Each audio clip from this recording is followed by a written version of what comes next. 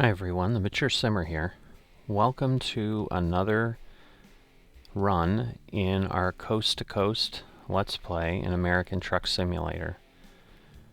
So, the interesting thing, and certainly part of why I've been going down this path, is we've got another run, when I sort by length of runs, that is longer than anything we've ever done. We're now at 3,892 miles, almost 3,900 miles. The last one was the 3,700s.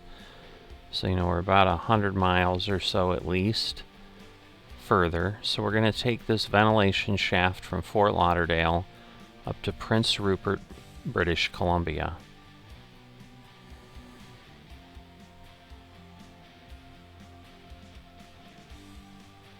So as we go ahead and get this set, once again, the motivation for doing the process I'm doing is the biggest driver in progressing up levels in American Truck Simulator is the experience, not the money.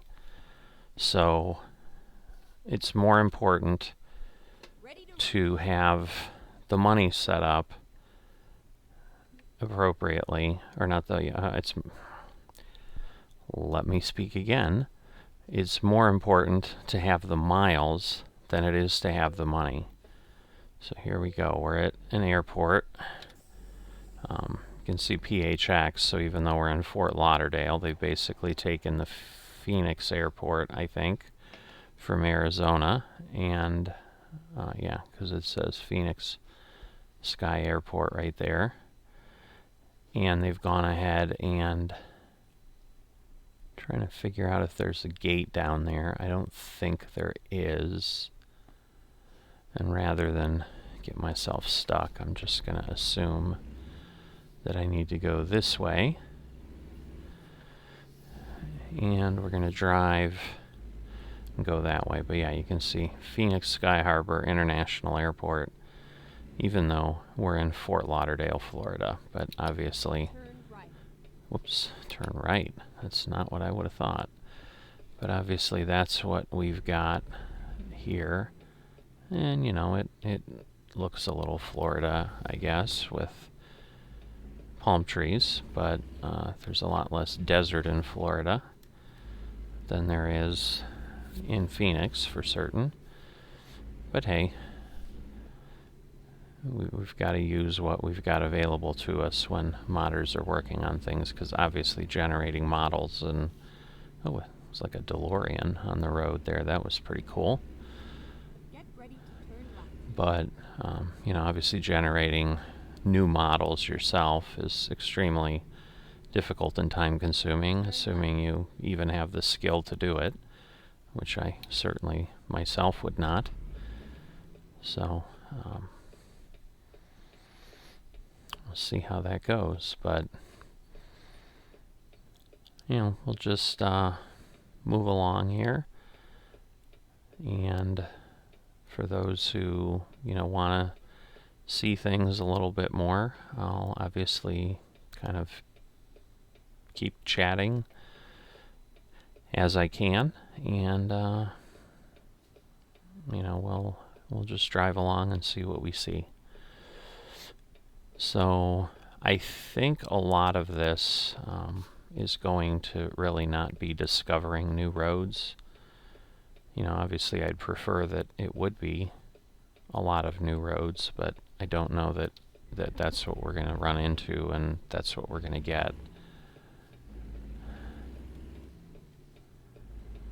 So the confusing part here, although I guess we're in the US, so this actually, compared to the last trip, which told me it would be 5 hours, Sim Dashboard, which is what I use just to give me a little bit of extra information outside the game, is telling me this is going to be 3.5 hours, so not that terribly bad of a run, actually. But what I think we're going to find, because you can see now we're already, we've got it turned yellow. You definitely don't want to be running a truck through an intersection assuming that people aren't going to take off. That's frankly how people can get killed. That would be pretty bad, obviously. Nobody's going to die in American Truck Simulator, but my intent, obviously, using a simulator is that I'm going to try to be at least as much as I can in line with what would make sense in real life. But yeah, we're joining up the road now, because obviously we delivered, I think, to that FedEx facility when we came here and unlocked Fort Lauderdale, however many trips ago that was. And just taking a quick look at the map, there may be a couple areas between here and Tennessee that we may break off after we get in the Tennessee area a little bit, but I'm not quite sure how much new road we're going to discover. And once again, as we've seen in the Coast to Coast map, things are pretty bland out in the countryside. So we'll have to see what there is as we go along. But obviously, until we get out of Fort Lauderdale here, we're obviously going to be a little bit busy with what they've placed in here on the map, given that it's a city. Okay, so get ready to turn right, I think they said. Turn right. I'm almost regretting that I didn't stop for gas, because if there's one thing I've learned too is fuel is far apart in these mod maps. I've run out of fuel so many times and had to do the emergency fill up, which only gives you basically about 70 miles of gas. It's like on the last run, for example, I think I had a point where I had to do that 3 times as I was coming into the last part of town. So, meaning 200 miles or so, and there was no gas at all available.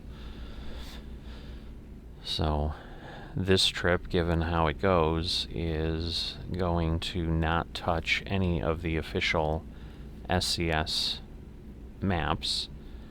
So we're going to be 100% in the coast to coast and up in Canada. I'm not remembering now, honestly, if Canada's separate or not. What is happening here? Why is this? Oh, I guess we are at 55. So I just need to speed up more. Like, why are we suddenly not moving? I almost felt like my cruise control had stopped working. So, I guess we are discovering... Okay, so we need to turn here at Boca Raton. But we are traversing the road we did, but it is new road because we're on the opposite side than when we came down here. So, actually this might give us a little bit more than I thought. But obviously now on these secondary roads that we're entering, we're going to be covering the same path and not get any new discovery here.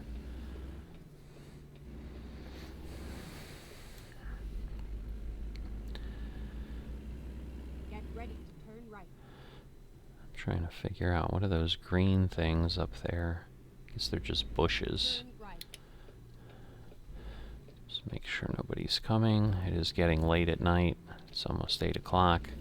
It's starting to get dark, so less traffic in theory, but again, we can't run the real-time traffic. It didn't work with the map, so we don't have realistic traffic. But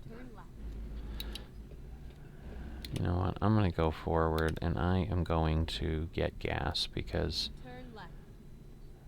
I've only got, well, I mean, it is a big tank, it looks like. It's got 469 miles to empty is what I'm being told, which is, well, I don't know, maybe it's not any bigger than what I had on the last truck. because that was about 716 when I filled up. So let's see what this looks like. So we'll get that going.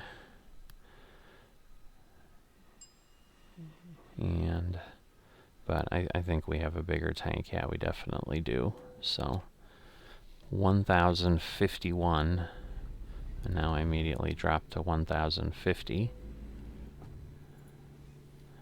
So I'll head back the way I was going, because that's probably still better.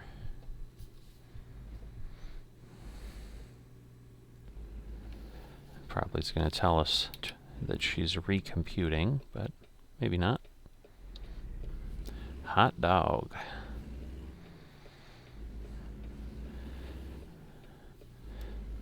So,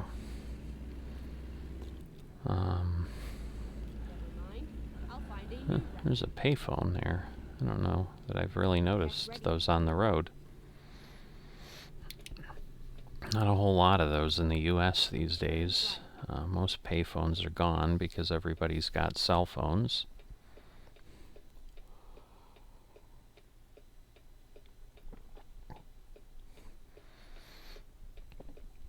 Sorry, getting a drink there. So, alright, well, it's telling us it's 67 degrees. If we're in Florida, that would be pretty chilly. Well, I guess it is the evening, so maybe it's not too bad.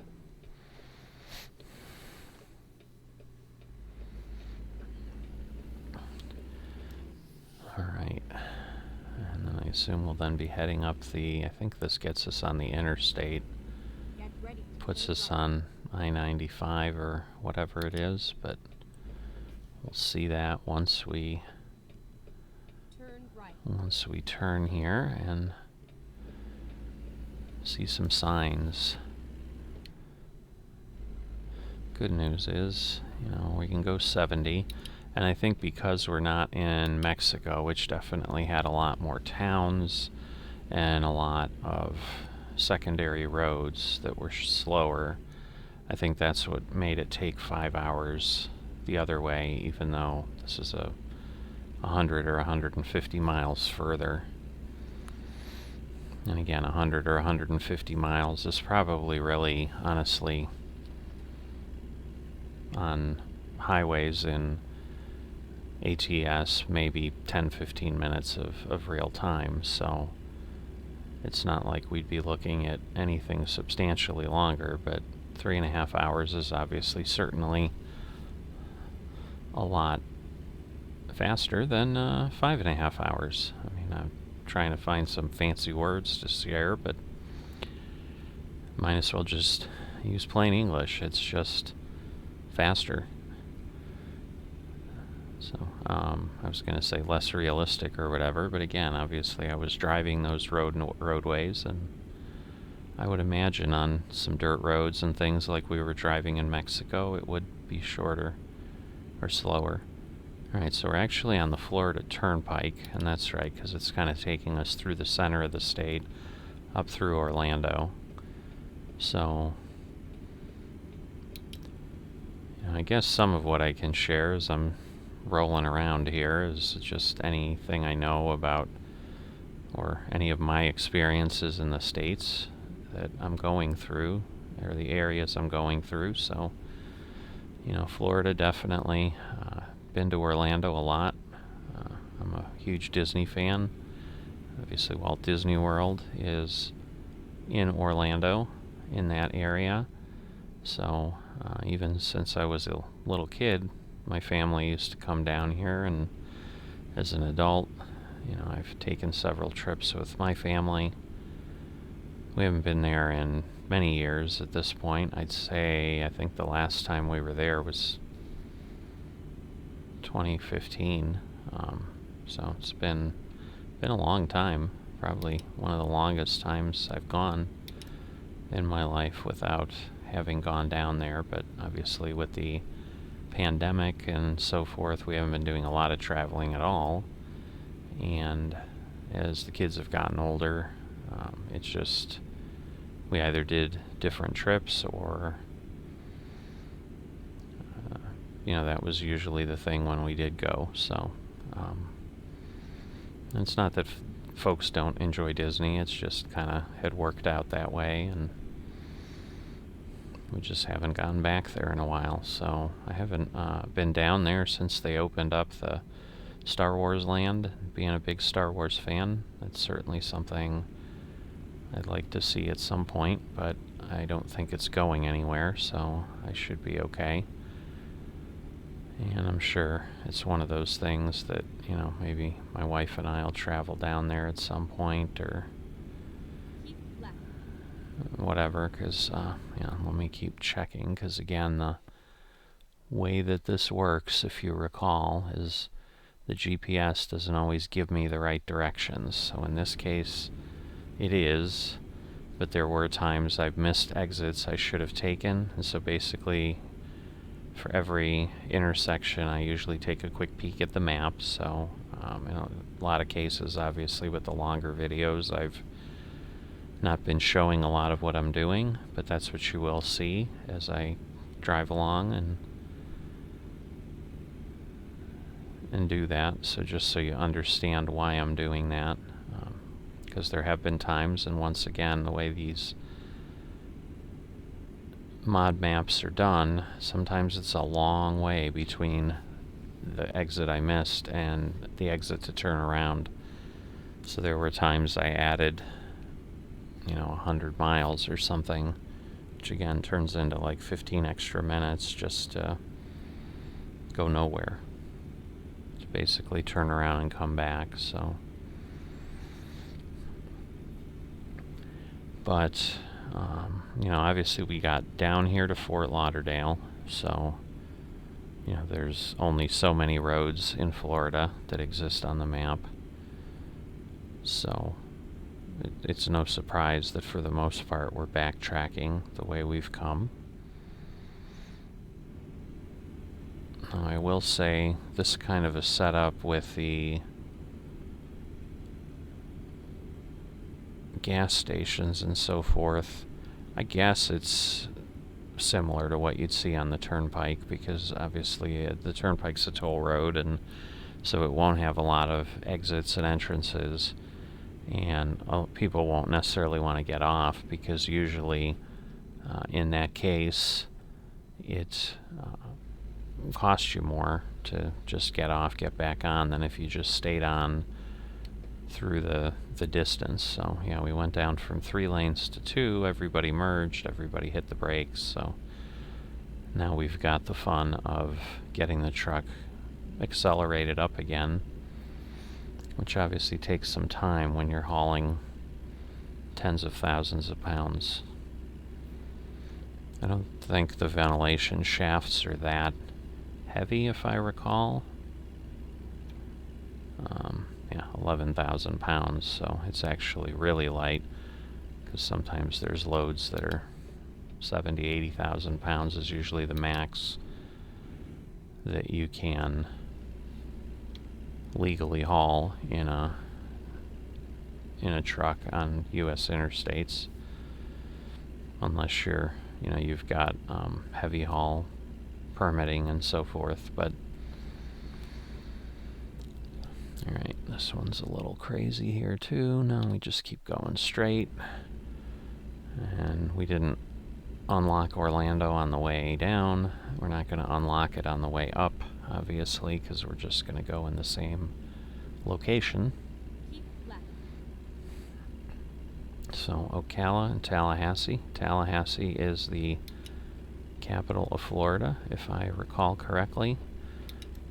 I'm 99% sure, but it's going to be just my luck that I'm going to get my information wrong when I'm trying to sound all smart and like I know what I'm talking about.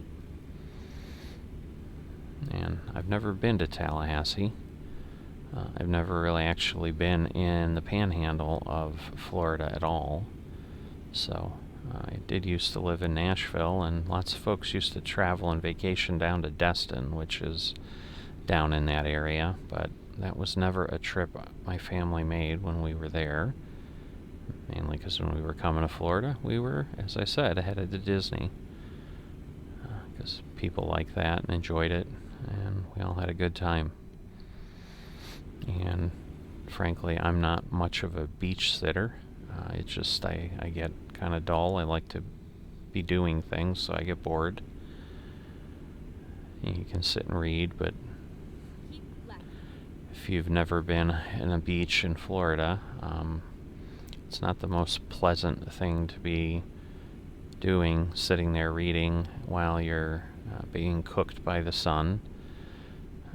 I'm not a big fan of heat in that way, so I'd rather, be somewhere where it's air conditioned, or if I'm outside, be doing something other than just sitting and being outside. So,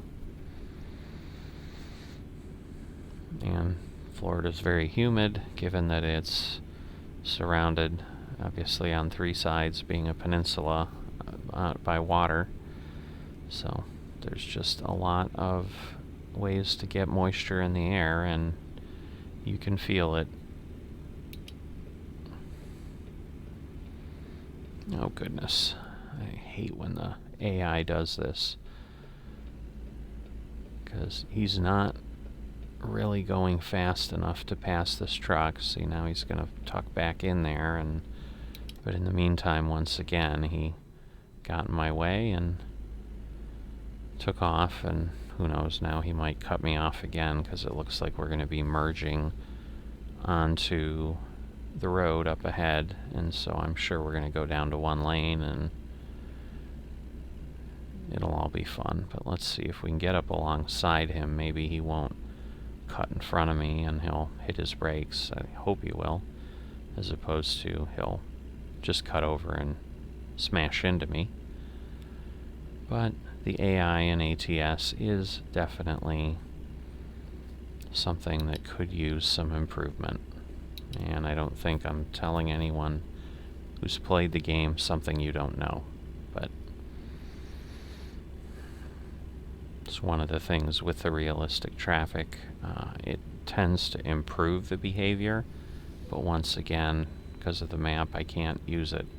Alright, so we get to bypass the way station, which is great, considering I'm just finally up to speed again. It would not be fun to just have to slow down and stop and get weighed and then continue on. But I think in some cases, because it's overnight, the way stations tend to be more closed in the evenings in real life, and I think they mimic that in the game to some degree. So that's always a good thing, because the faster we move, the faster we'll get done. Go straight on.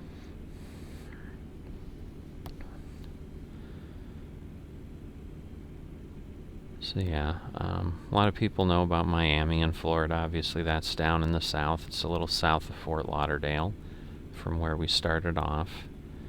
So that's a big tourist town as well, obviously with the beach on the Atlantic Ocean.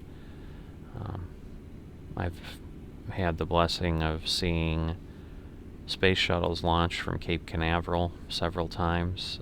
We were actually at the third launch ever that went up, so the third space shuttle that went up Go straight on. back in the early 80s. I got to see that in person, and several others, and that's always fun.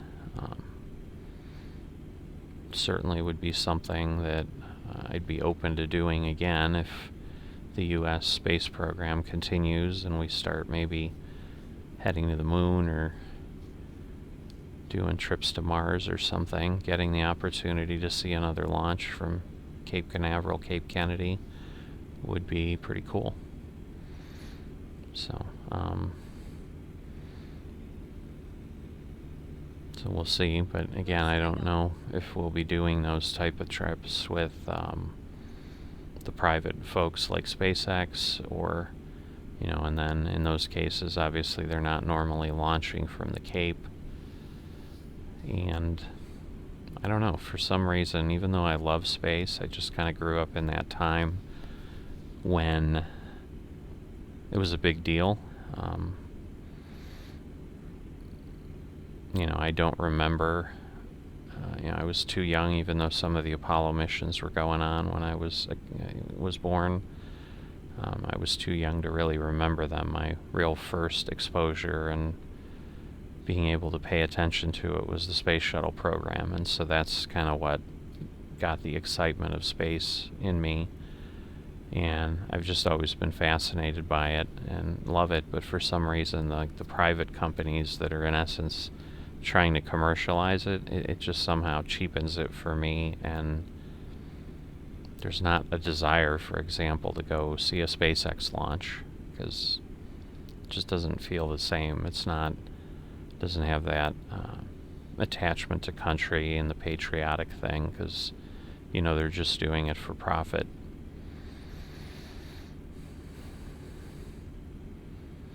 So, but speaking of private companies and space and all that, we just finished this evening watching movie on Netflix, Don't Look Up, which was a bit of a satire, I think, on current events to some degree. Having a asteroid or comet that's coming at Earth replacing the pandemic, but as the crisis du jour. But there was some private space stuff there, and it was kind of the same thing. Yeah, see, so it's telling me get ready to go right, and so in that case, if I just listened, I would be doing that and heading off to Jacksonville, which is not the way it wants me to go. And yeah, these clover leaves tend to be the ones that seem to have the errors. So you heard her say exit right, but that's not actually where I need to go. So I've gotten burned by that enough times, and that's why I check. So, and once again, who knows what's involved when you're doing the mod maps to make the GPS work. So I don't really hold it against the designer that the GPS is giving me wrong directions. I just compensate for it. So I think it said the state line is 27 miles, which seems really close from crossing I-10. But maybe that's accurate. Because, yeah, right up in the north center of the state is Gainesville. I think that's University of Florida is up there. I think they're the crocodiles or the gators. Alright, so this one we don't get to bypass, so they're going to make us stop. And at this point, and it's starting to rain. And I'm going to go ahead and Let's find a new route. rest as well, so that I'm not driving in the dark, because I really don't need to. So once again, it's Friday, and it's telling me I need to deliver on Sunday, but I'm assuming that's like Sunday over a week from now, not 3 days from now, because that would be pretty crazy. But who knows? Where do I go? I guess I have to like circle around. I don't know that I've ever stopped in one of these rest areas, so I'm not quite sure how this works. I guess I better look. Oh, I see. So it's just a bunch of parking spaces. So there we go. It'll be like mid-morning. Oh, wow, it's almost noon before we wake up, so.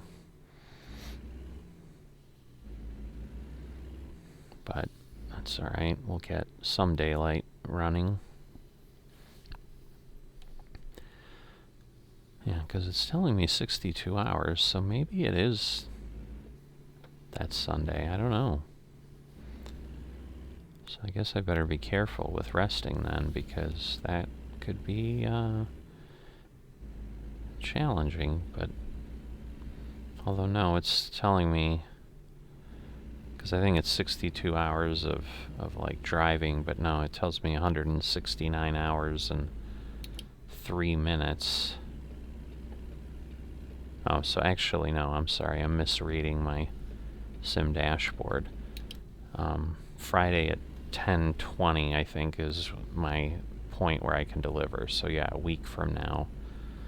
I think it's just telling me that right now it's telling me I would deliver Sunday just before midnight, but that's obviously assuming that I just drove and never stopped, because I've got 62 hours of travel time to get there. So we just went past the peach sign. We're in Georgia.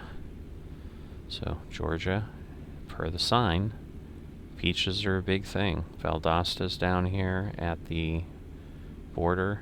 It's kind of a crazy outlet mall town. Whenever you drive through, see the thing in real life, it's just stores and stores and stores. Go straight on. And I'm not quite sure if, maybe they've got some better sales tax than Florida or something, because I've seen that in other states I've lived, where sometimes right across the border they'll set up shopping malls and tons of stores because people from the neighboring state will head over there to save money when they go shopping, and that obviously attracts them across the border. So I don't know if Valdosta is like that, and obviously in the game it's, I was there in 30 seconds, but I think it's 10-20 miles away from the border, if I remember. So it's not right there. And Atlanta's the capital of Georgia, I believe, or is it Augusta? No, I don't remember. I think it's Atlanta. And I think we head through Atlanta. It's kind of hard not to, given that I-75 heads up that way. And one of the things, I've gone to business trips and stuff in Atlanta, and not a big fan, honestly. It's just super, super busy.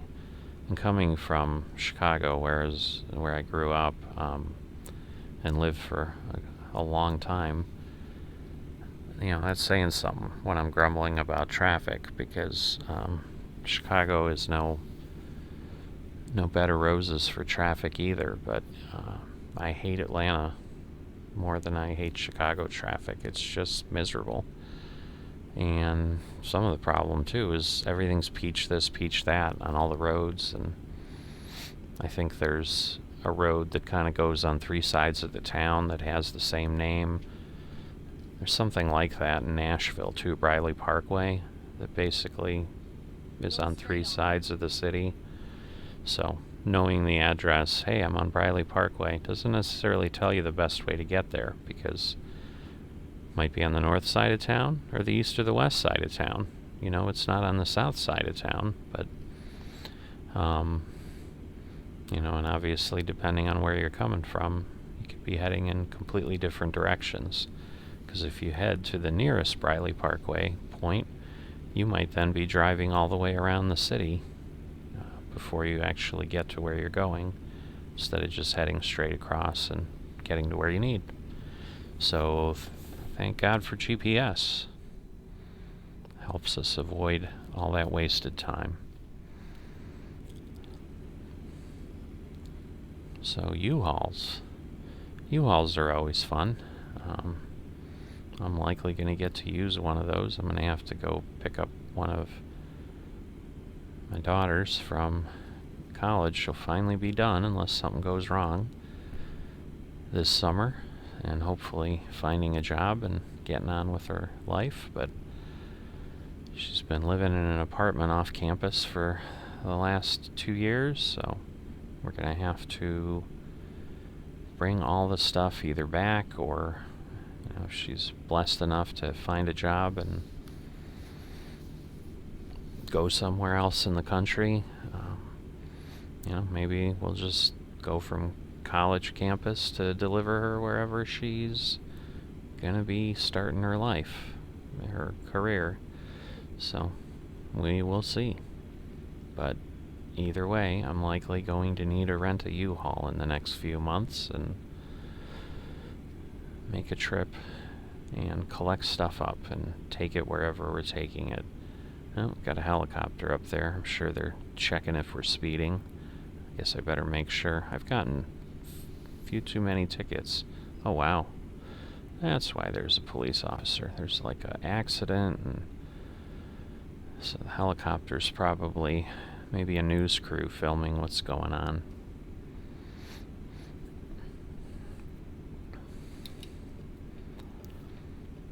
So yeah, this part of the map is actually not too bad. We've got, a good amount of trees, a good variety of trees. It looks a little more lived in.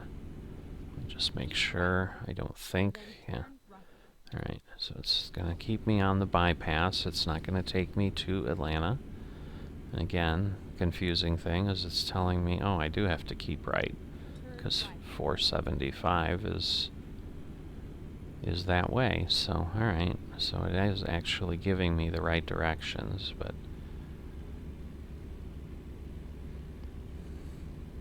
and yeah, Macon, Georgia. I just remember that as a kid when we used to make the trip down to Disney World, because when I was a kid, my family had a travel trailer, so we'd have a 30-foot trailer that we'd pull with a full-size van, a 1-ton van, and an old 2-tone Dodge, and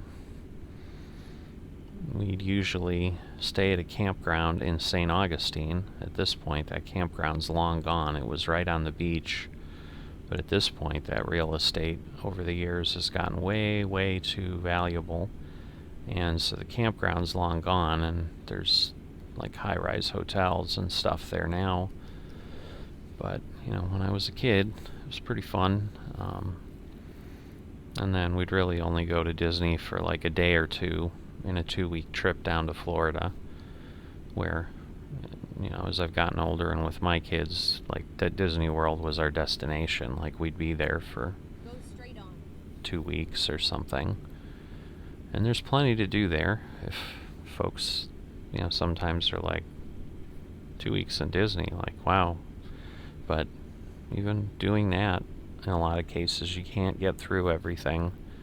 And some of it is, we definitely would be a little more casual in, how focused we were. We definitely weren't in the parks from open to close. We'd go back to the hotel, swim a little bit, do things. So, I think if you made them packed days, which is exhausting, frankly, which is why we don't do that, in the hot sun, regardless of what time of year you go. It's a lot, and when we used to wear pedometers around, it's pretty common to walk between 5 and 10 miles a day. So it just requires a lot of energy. But yeah, we would go to St. Augustine, which is on the Atlantic coast of Florida. In theory, it's the Fountain of Youth was there or something, and in the old Spanish myths or whatever, but it was a fun time. But we would always stop around Macon, Georgia on the way down from Illinois, from the Chicago area, and kind of stay the night there and then finish the trip the next day from Macon down to Orlando. So I know Macon pretty well because it was kind of the resting point. And then, obviously heading the other way, we wouldn't necessarily do that. Alright, so now I gotta be careful because it's telling me I think it said keep left, but it looks like it wants me to go right, so.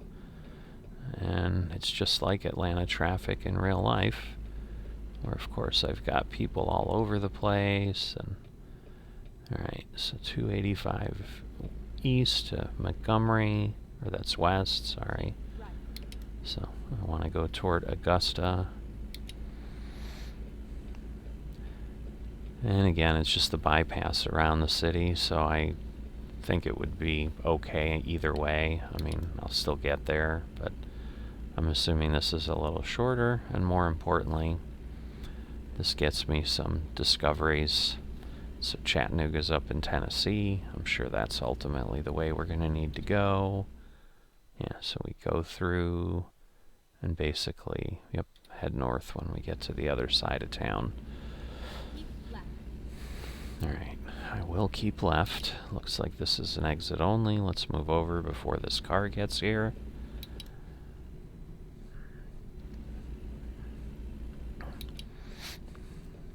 gonna say that was actually just a long entrance ramp, which is pretty common around places like Atlanta. It's a complex and very busy city.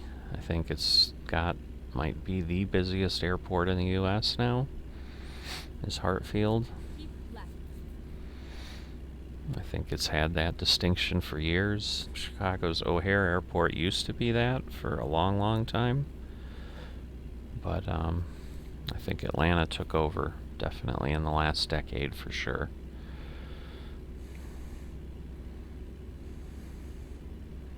Some of that is it's a hub. It's usually a hub for Delta, I think, if I recall. So, just a lot of flights in and out for that reason. Just like Chicago used to be the hub for United. It probably still is. I know they've got a giant United terminal there. So, but again, I haven't lived there for a long time, so not something I keep up with of if the hub status has changed for O'Hare, because it's just not my local airport. And where I'm at now, we don't really have a hub at our airport. It's kind of small, so.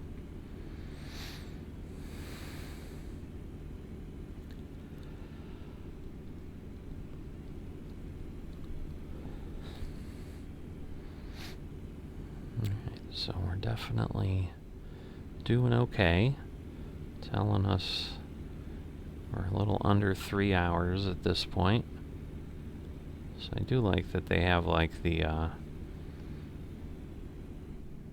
pacing lights over the entrance, the entrance ramps.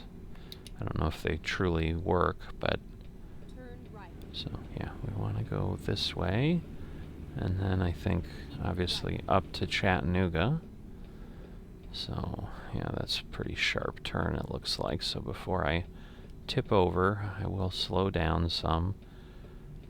Usually in ATS you can take these exit ramps at ridiculous speed, which is good because then you're not sloughing off all the speed to then have to spend miles and miles accelerating.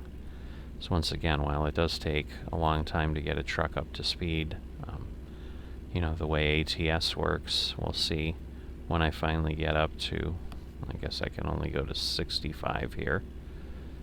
Although I'm thinking that just because I'm in the Atlanta area, maybe once we get further away it'll pop back up to 70. But yeah, I'm just taking a look. When I hit 75, at this point it's an experiment. There we go. So that was 11 miles. While trucks take a long time to accelerate, I don't think it takes 11 miles for it to get to top speed. So, so there's a little bit to be said in ATS for trying to do what you can to not slow down, just so that you can keep moving.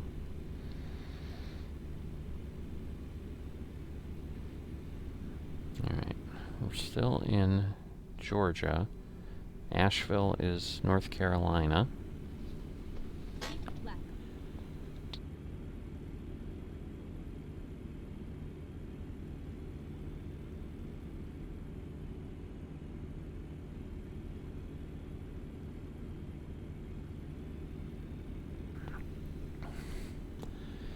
So yeah, we wouldn't really be heading to North Carolina because we're not going anywhere up the East Coast. We are headed west, as British Columbia is the westernmost Canadian province. Now, I know a lot less about Canada than I do about the U.S., mainly because I'm not from Canada. I actually made my first actual trip to Canada last fall when my wife and I made a trip up to Niagara Falls. I've never been there, so it was fun. It was relaxing. We just went up for a weekend and crossed the border. It was right after the Canadians opened the border to the U.S. Because for a while we weren't sure if we were going to be able to go. There's the Tennessee flag with the three stars and the blue circle. So know that well from my time that I spent here. There's a really, really cool aquarium in Chattanooga. It's actually two, 4-story buildings. And one of the buildings is basically, just make sure. Okay. One of the buildings is basically freshwater. The other building is saltwater. So it's one of the best aquariums I've seen. And again, the Shed Aquarium in Chicago is pretty cool. But the Chattanooga, otherwise known as the Tennessee Aquarium, is what it's called, does give it a run for its money. Certainly does for uniqueness and so forth. And it's right on the river, so it's got some nice views as you get up on some of the higher floors. Look out some of the windows as you're walking around sometimes. So just definitely interesting.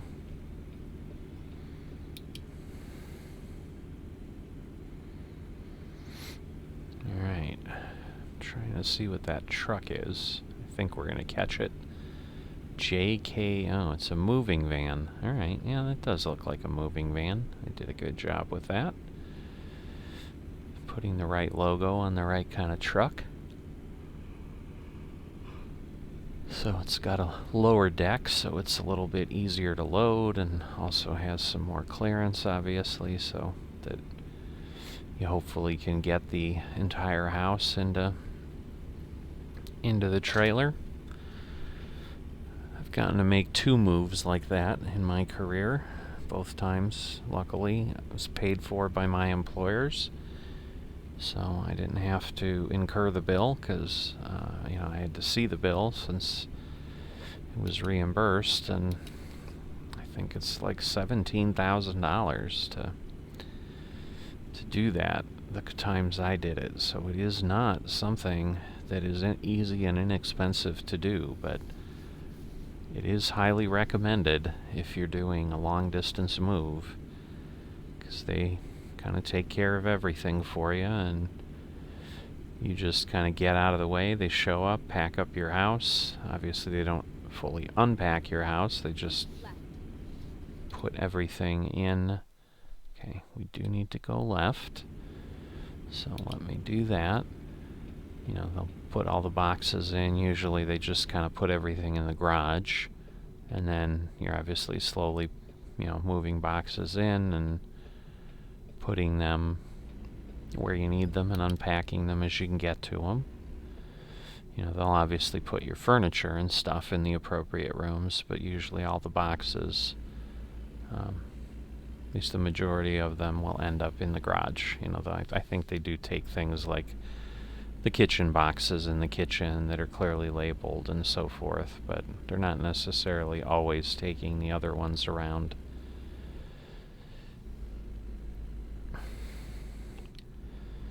So it is definitely, takes a while to unpack from it, but it's certainly much easier than packing everything up yourself and so forth, but you do pay for it. So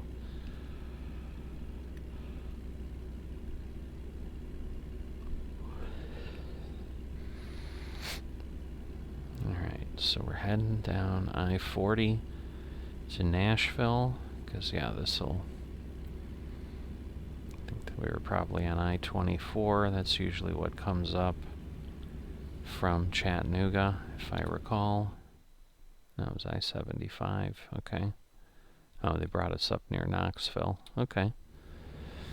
They might not have I-24 in here, because Chattanooga, basically, there's like 2 interstates that go up like a V.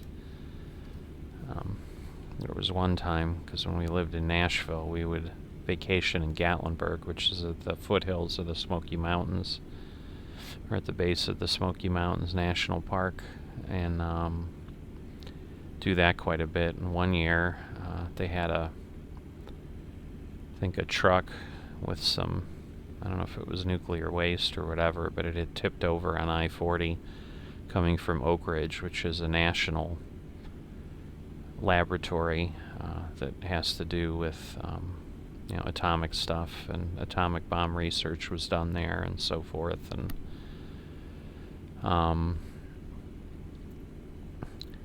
so we had to divert and go down I-75 to Chattanooga and then up I-24 to get back home to Nashville. So it added like 3 hours to the trip. So, and that's on a 3-hour trip. So it basically doubled what we needed to do, but it is what it is. So, alright, so we're going to go there. I think 155 is Briley Parkway. Again, I could be wrong, but I do not recall it fully circling the city. But at this point, they have done that in the map. Like I said, I lived and worked south of the city, off of I-65 there, in a little town called Franklin, Tennessee, which was the site of a Civil War battle. Pretty bad one. So there's lots of cool Civil War history there, if you are interested in that, which is something I enjoy as well. History in general, not necessarily just Civil War stuff, but been to Gettysburg. Stones River is a battlefield in Murfreesboro. That's a national park. So the actual battlefield of Franklin really is, there's a couple areas around town, but it's nothing, it's not a national park because they don't own the entire battlefield. A lot of it is privately owned. There was a battlefield trust that was trying to buy that up in the time we lived down there, slowly reclaiming it, but whether they ever get it all done, who knows. I mean, they had a long way to go, and I think I lived in that area for 5 years, and I think in the 5 years they bought one piece of land that they were able to actually get back. So Keep right, and then exit right.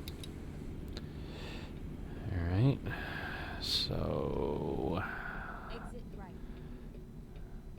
yep, Briley Parkway, there you go. So so yeah, around this area, like in the, if this were real and they had landmarks around, so maybe when SCS gets to that, Grand Ole Opry's up in this direction. If you like country music, it's kind of the main area. WSN, which is the radio station that broadcasts the Grand Ole Opry, is out of there. And used to be Opryland Amusement Park was there. That was closed before I moved to Nashville, and they turned it into a mall, Opry Mills Mall, and that's where the Grand Ole Opry's next to. Exit right. But we would have passed that because I-65, you got to go over a little bit more than the way they have it here. So, but again, it's a map, it's a game. They're kind of trying to get somewhat close, but obviously not exactly. So, it looks like we haven't gone this way, though. So, this is a completely new direction. I don't think I've ever seen a windmill around Nashville, so the wind farm is a little bit interesting. Alright, I gotta get in. Whoa, it's right here. Gotta pull into the way station. Don't want to get fined for that. finding a new route. Yeah, I always find that interesting because literally all I'm Go doing is straight on. pulling into the way station. It's not like it should give me any difficulty, but somehow it messes with the GPS, and that's even in base game. Well, they didn't even stop. That's interesting. Alright, so we'll weigh ourselves. I didn't look at the weight last time. 45,000 pounds. Alright. Oh, nice tractor. So you know how, you sometimes have those points in life where you're like, goodness, that was not fun. That's where I'm at now. So you may have noticed, we just jumped from, I think, somewhere in Tennessee to Minneapolis, Minnesota. That's because I thought I was recording, and I was not. And so I've driven quite a ways, obviously, from Tennessee to Minnesota, Go straight on. and missed that recording. So it was about 45 minutes. Can't go back in the world.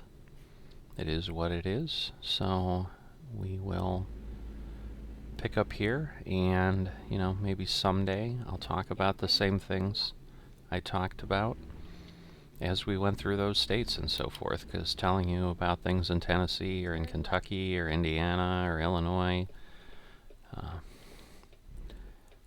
really don't make a lot of sense now that I'm not in those, and I'm sure there'll be plenty to chat about as we continue forward. For those of you who are looking for a lengthier episode, kind of enjoy just driving, listening, watching, relaxing, maybe you use the videos to strip paint from old metal furniture and you need hours and hours of background, whatever it is that you use my videos for, do not worry. We have nearly 2 hours according to Sim Dashboard before we're going to get done, so as long as I don't forget to turn on the recording again, we should be okay. So yeah, I had just stopped and actually slept 2 cycles in a row to get myself where I'm at, so that's why we're leaving And then turn left. mid-afternoon here. And we've got, according to the game, still have 118 hours till we have to deliver, and we've got a little under 39 hours of actual drive time to get there.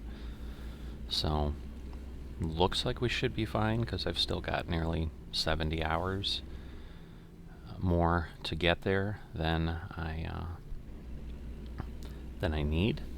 So in theory I should be able to sleep 6 or even 7 times, and I don't anticipate that being necessary, but certainly 4 or 5 is probably going to be pretty normal, and that's why I decided I'll do this and I'll get myself more on a daylight cycle, and then when I go to sleep, it'll obviously move it a little bit more and more in the morning, just because of how the nature of it works is we're not able to run the full 14 hours pretty rarely.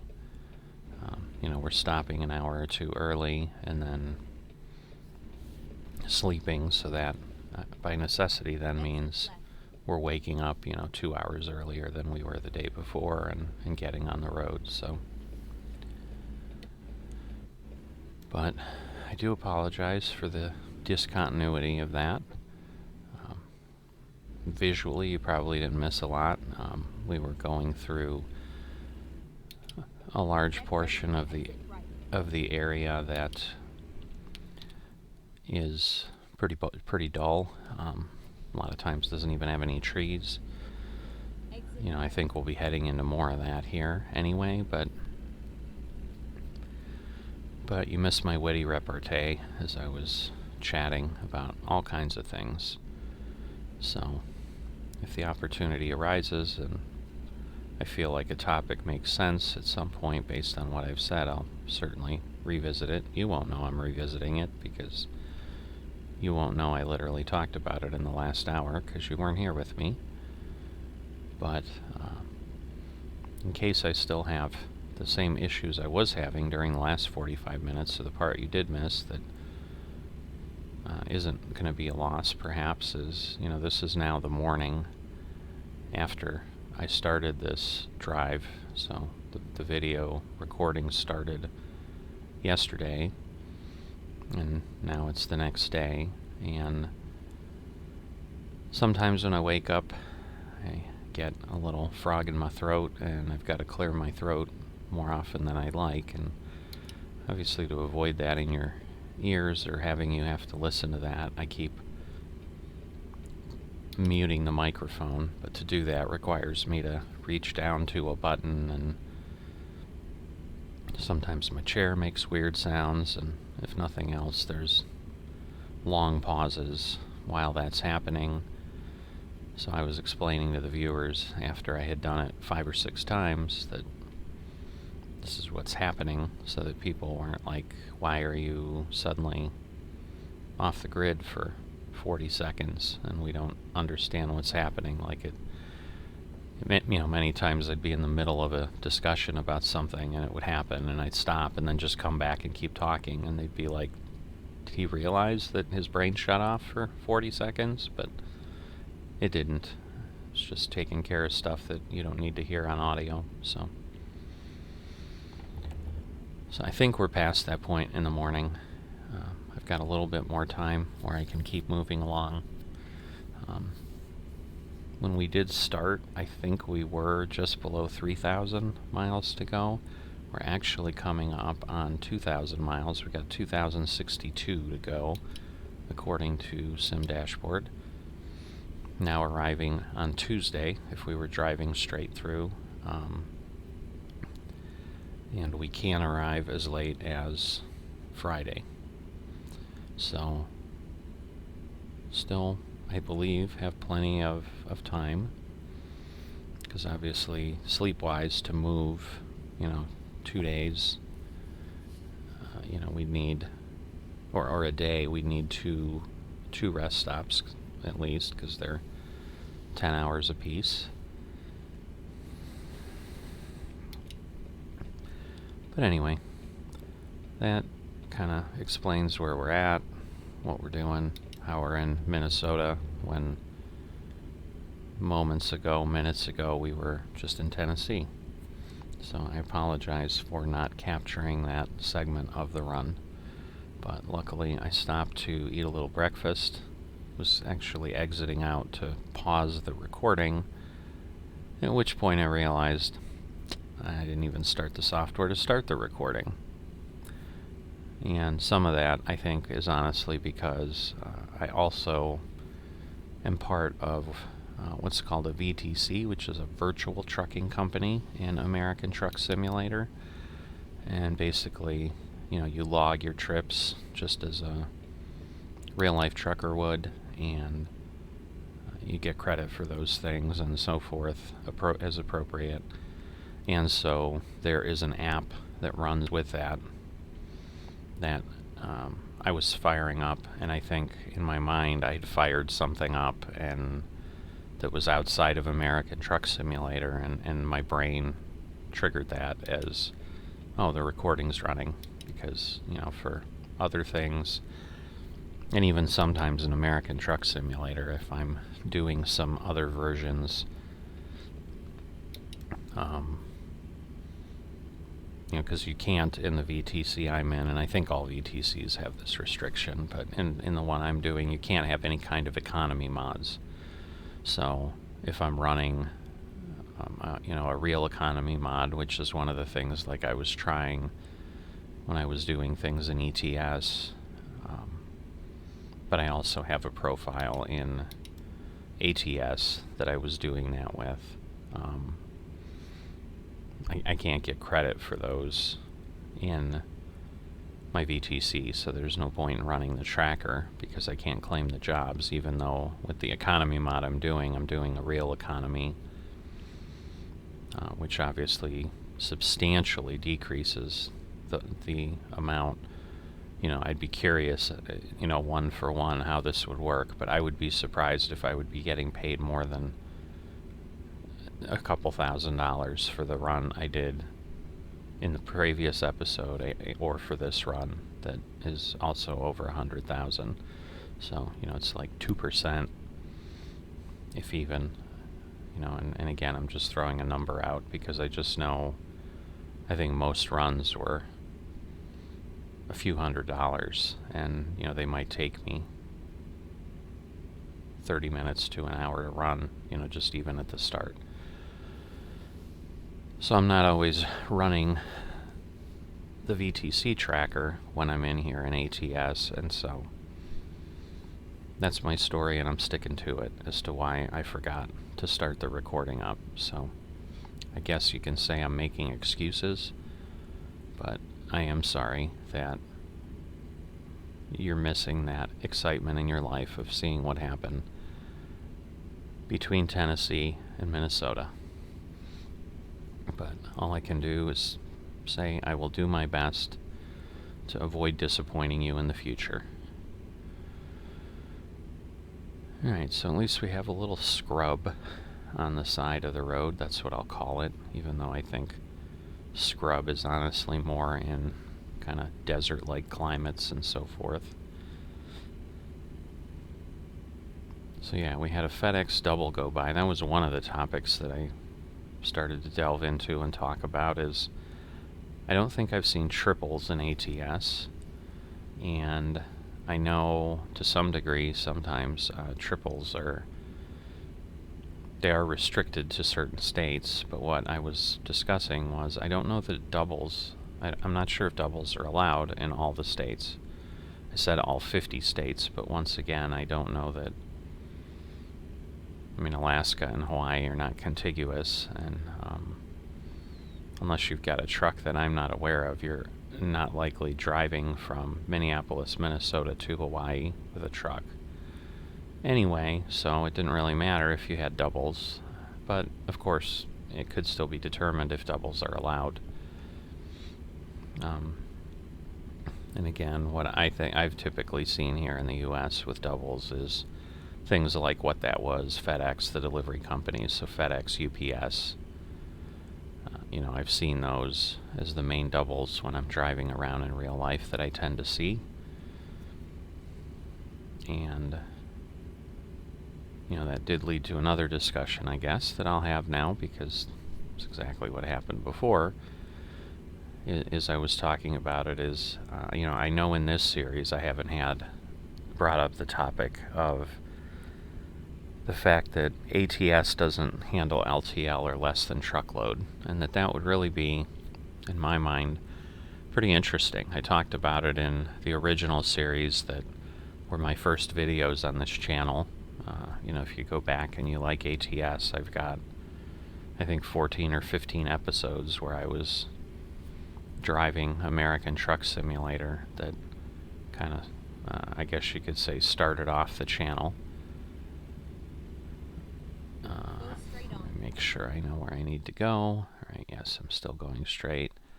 So we're finally getting to Fargo. I'm glad I didn't continue yesterday, because the other thing I was debating, stopping in Minneapolis, was the next rest stop I could see was up here in Fargo, and I'm like, I don't know that I'll go. And yeah, we've been on the road for 3-4 hours, and I had an hour and a half till I needed to rest, so that would have been a rip-roaring disaster if I had tried to stretch that. So it definitely makes it a little more challenging with the coast-to-coast map, that you tend to sleep more when you can than when you should. Because I really honestly start looking with this coast-to-coast map for somewhere to sleep when I've got 5 hours, just because I've seen that's typically about what's realistic to not avoid a problem, where when I'm playing on the regular SCS maps that are more fleshed out and have more realistic spacing, kind of once I start getting the warning at 2 hours, I start looking, because it's pretty rare that you're more than 2 hours away from a rest area. But on this map I found that's burned me many times. So,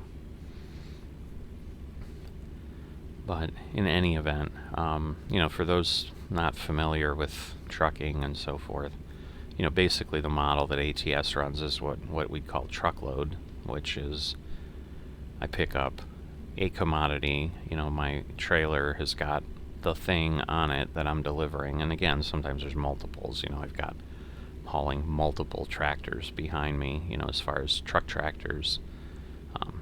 I don't think I've yet seen a farming tractor have multiples, although in theory on a lowboy, I suppose with small tractors you could have two of them on a lowboy. I think I've seen that in real life.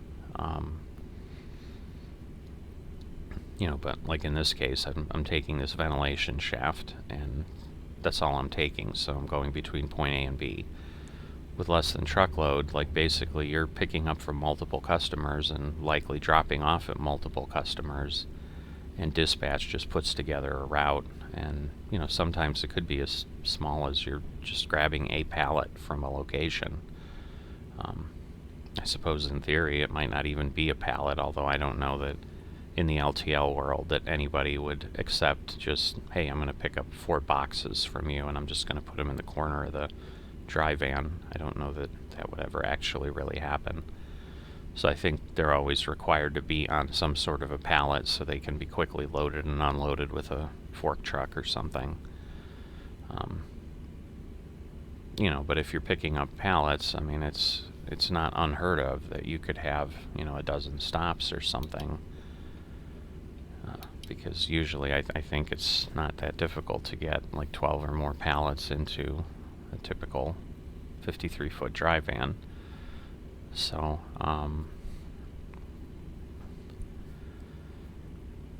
and that's just a gameplay mode that ATS isn't built for and doesn't support, and nobody's done as a mod.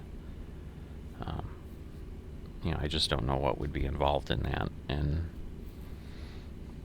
I think that would, honestly, for like something like this, that could make it really intriguing, because if you could string together, a set of loads that, as I'm driving along here, I go, 200-300 miles, then I have to pull off, stop somewhere else, do another pickup. And once again, it's not like you're having to drive the forklift, put it on. I mean, you'd have to keep track of what realistically would fill up your trailer. But, all that you need to do from a gameplay mechanics standpoint, aside from that, well, that's a lot of RVs over here. Pretty boring to be camping like that, just in the middle of the Great Plains, but I guess the modder decided that's what we needed here. It was a giant campground, or maybe it's a camper graveyard. I don't know. I didn't see any cars there. It was just a bunch of campers, so maybe it's like Area 51 for trailers. They just go there to die.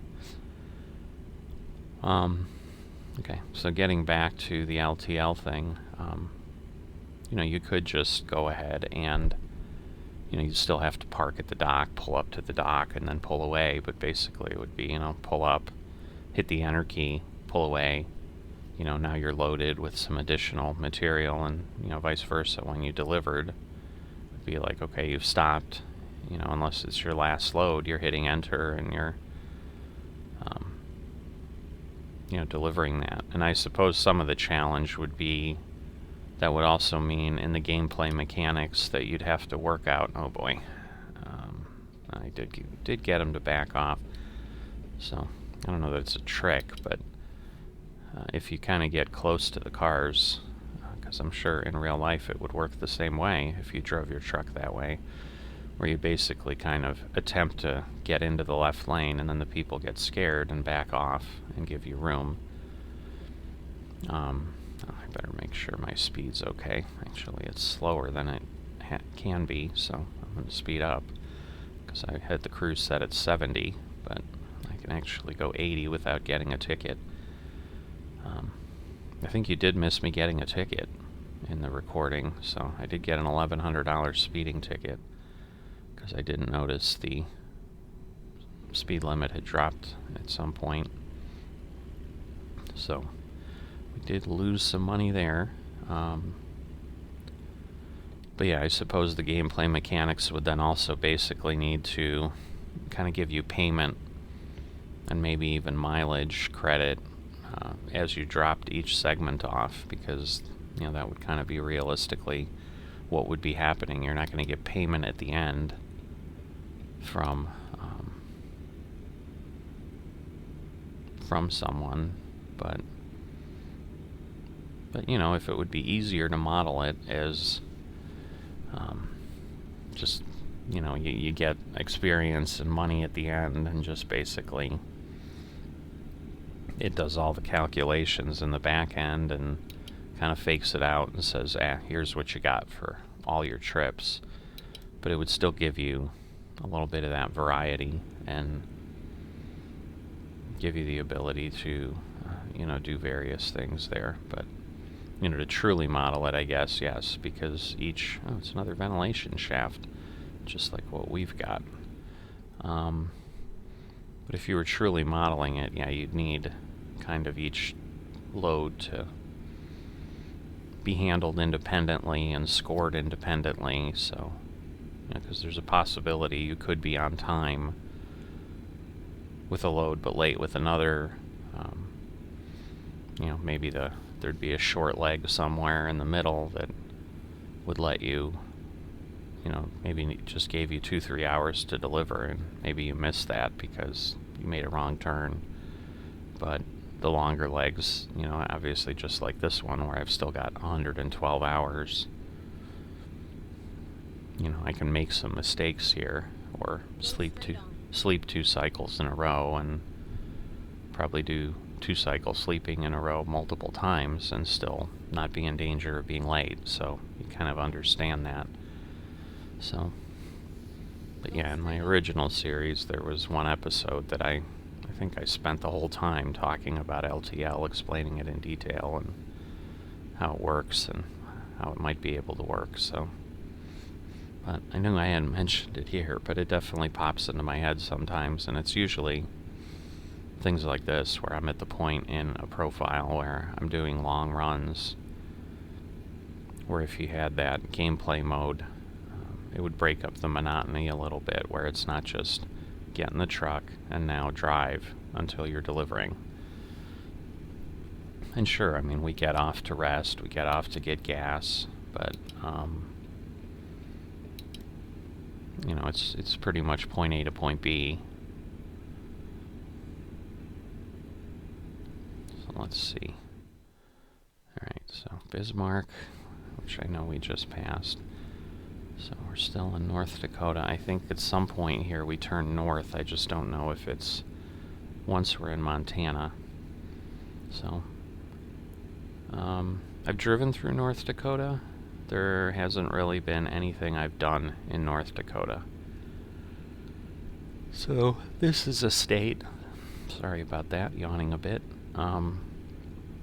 This is a state that I don't have a lot of stories of because, frankly, I never did anything here, work or play. So this was definitely a pass-through state as I was heading out west or something like that, or coming back from the west. I don't remember even which way we were going. I think I've literally driven in North Dakota once in my life. And it is pretty flat and dull. I don't know that it's this dull, but it is a representation. But yeah, I don't know if then we're going north from Canada or to Canada in North Dakota still, or if we're doing that once we hit Montana. So let's just make sure, because I think we're coming up on this police officer, and yeah, we're okay.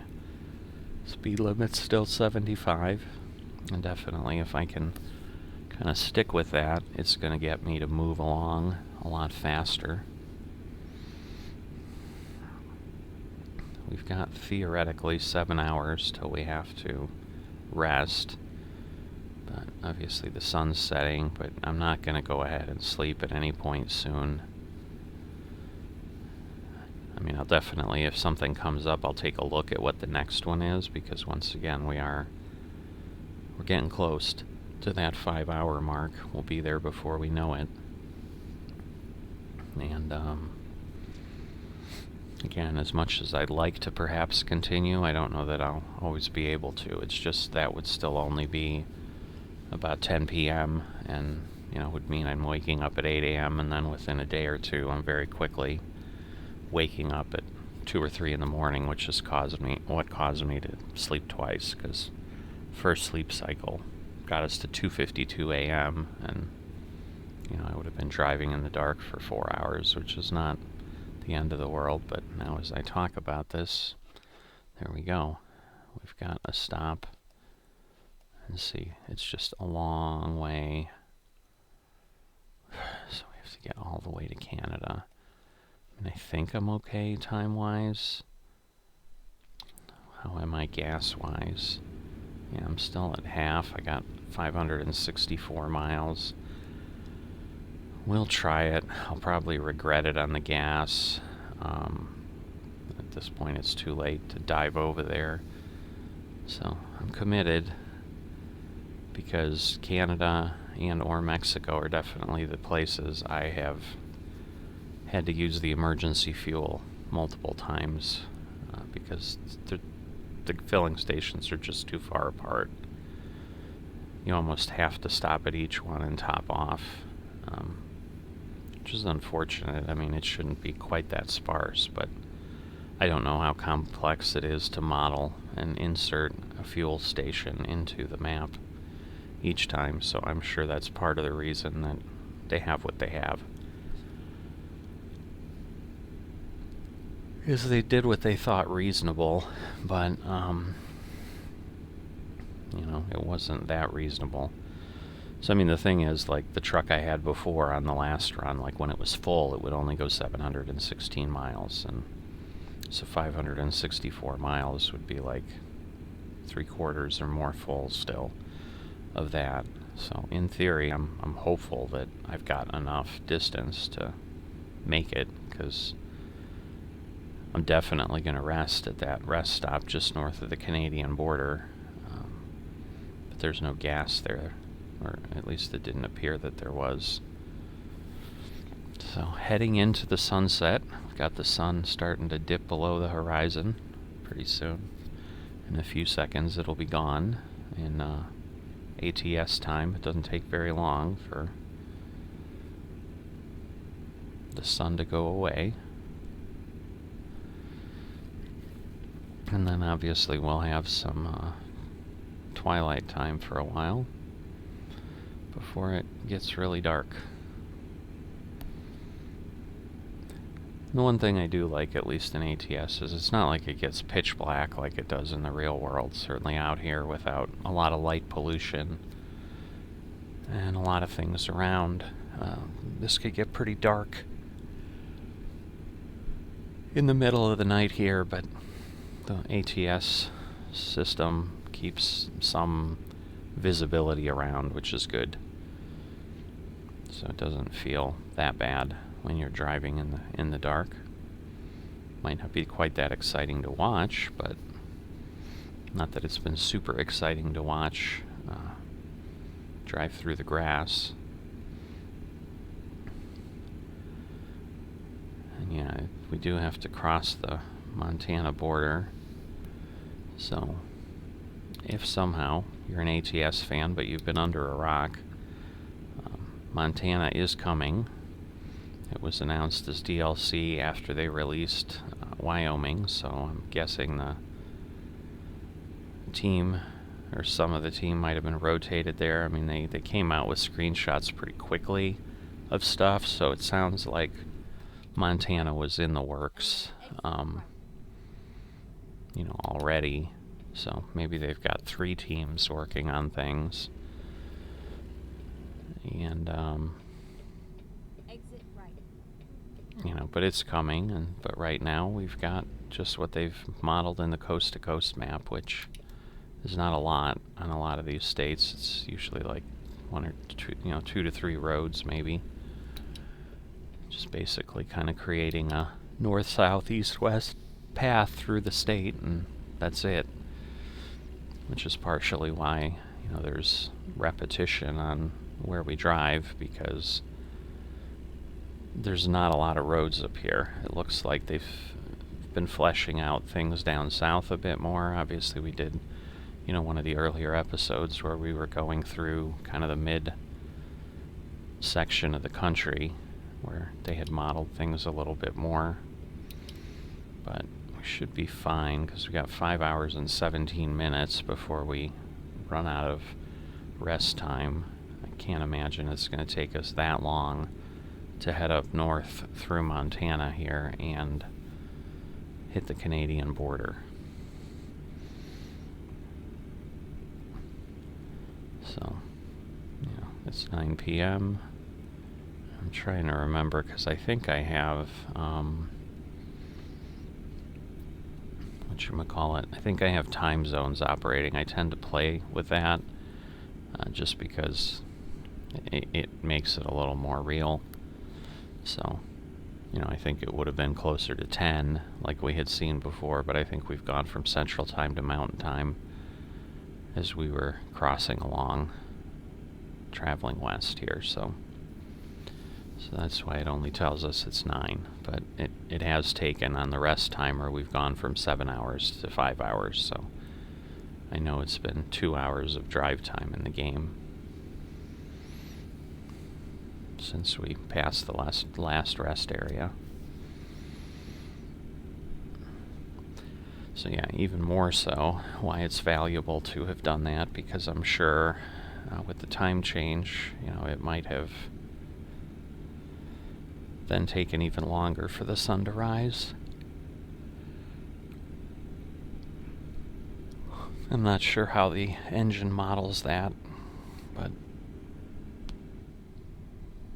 realistically it would have to account for that change in location a bit somehow. And the fact that it has that information, whether you choose to display it and show it to you that way or not, I'm sure they include that for some functional reason. Otherwise, you wouldn't necessarily need to do it. You could just, play some games with that and so forth, and just have the sun come up at 8 a.m. all the time, and it's always, 8 a.m. Why has he just stopped? I guess he's not just stopped. And it is a pretty steep hill, because we're, dropping down from... Oh, the speed limit has changed. I've got my cruise set to 80. Let me fix that so that I don't, again, get a ticket. Which is kind of funny, because normally Montana, in real life, I think is 80 on the interstates. It's one of the few states that goes that high in the U.S. But when you've got vast open spaces, I assume they just are like, yeah, you want to go 80, fall asleep, run off the road, and roll. You're not going to hurt anybody but yourself, so we'll let you do that.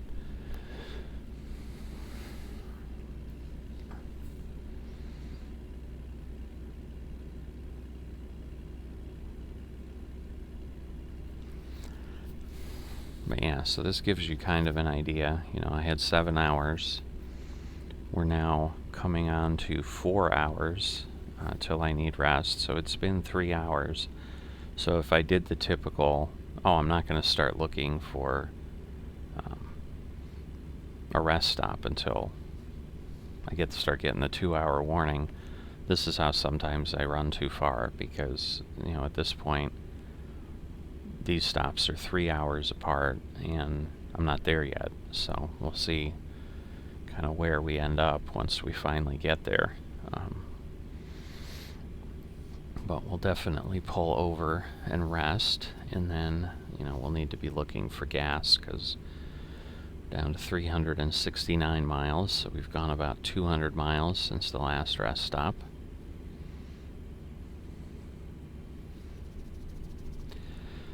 And we'll see what we can do. So I'm going to kind of press along a little bit longer. I'm going to have to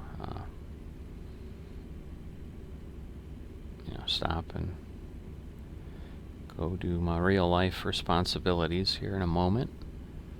And, obviously on the video, unless I do what I did with the Tennessee to Minnesota thing, where I forget to turn on the recording again, like on the video, you're not necessarily going to notice it other than some sort of a little hiccup in the video, but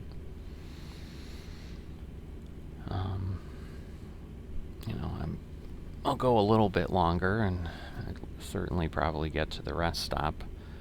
Don't know that I'll deal with my fuel before my next point, but see how that all goes.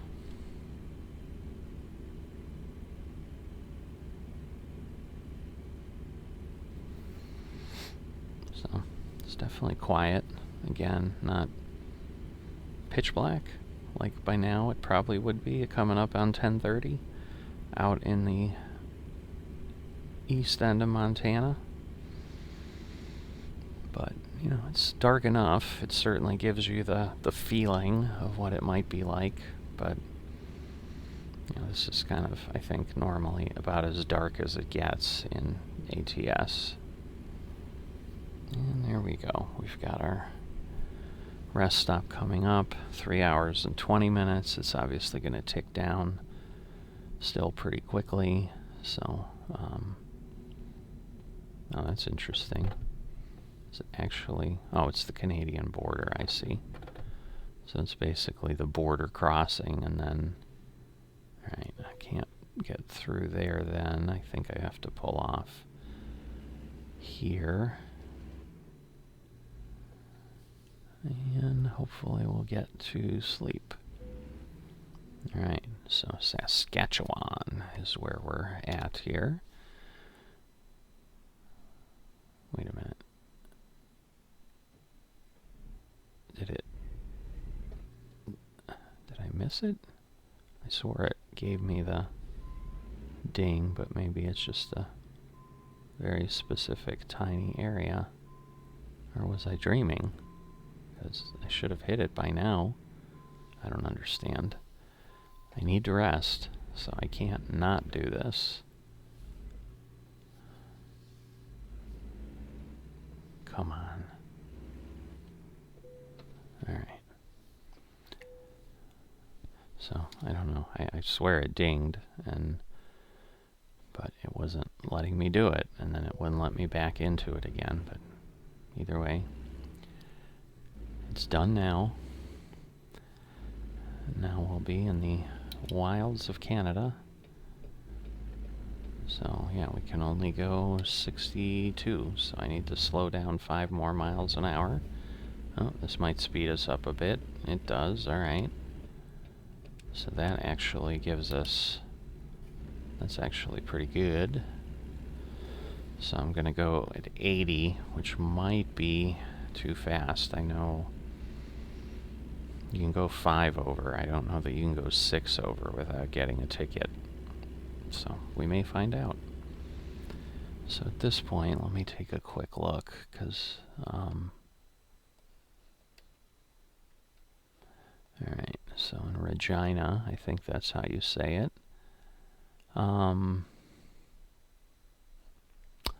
There's gas.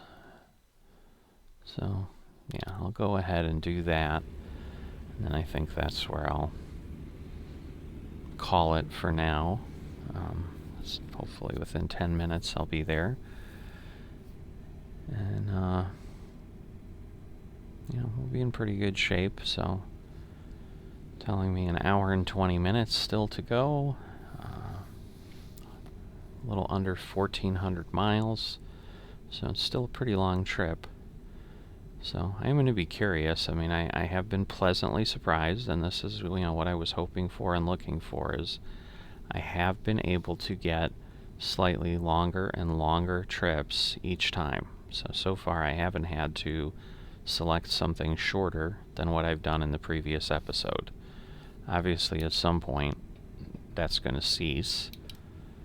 But I am curious if we're going to be able to top out 4,000 miles before that happens. Because at this point, we're, I think 108 miles short of that. So we just, and I think even if we just went down to Miami from Fort Lauderdale, and certainly if we got an order that took us to Key West, I'm pretty sure that would easily be another 100 miles. But it's just a matter of the game spawning a job like that.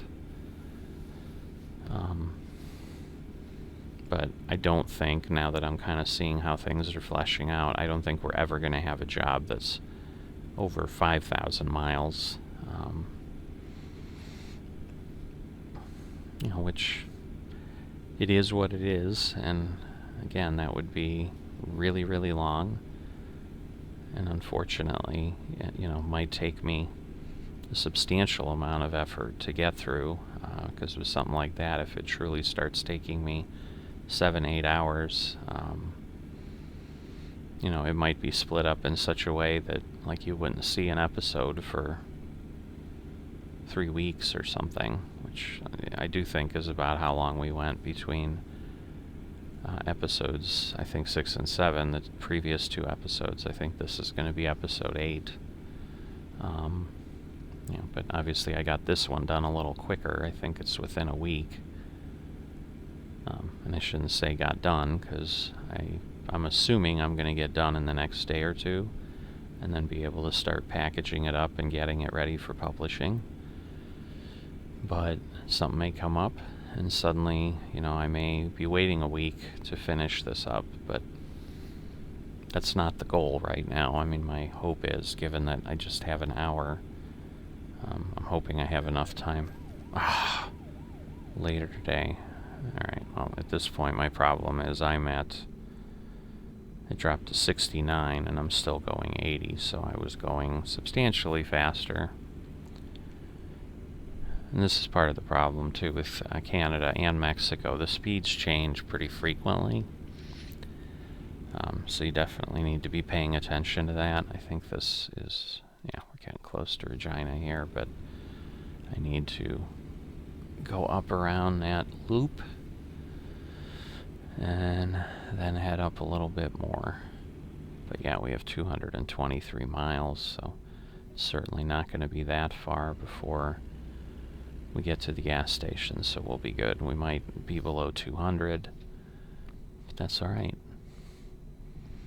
Because we're an hour and a half since our rest stop already.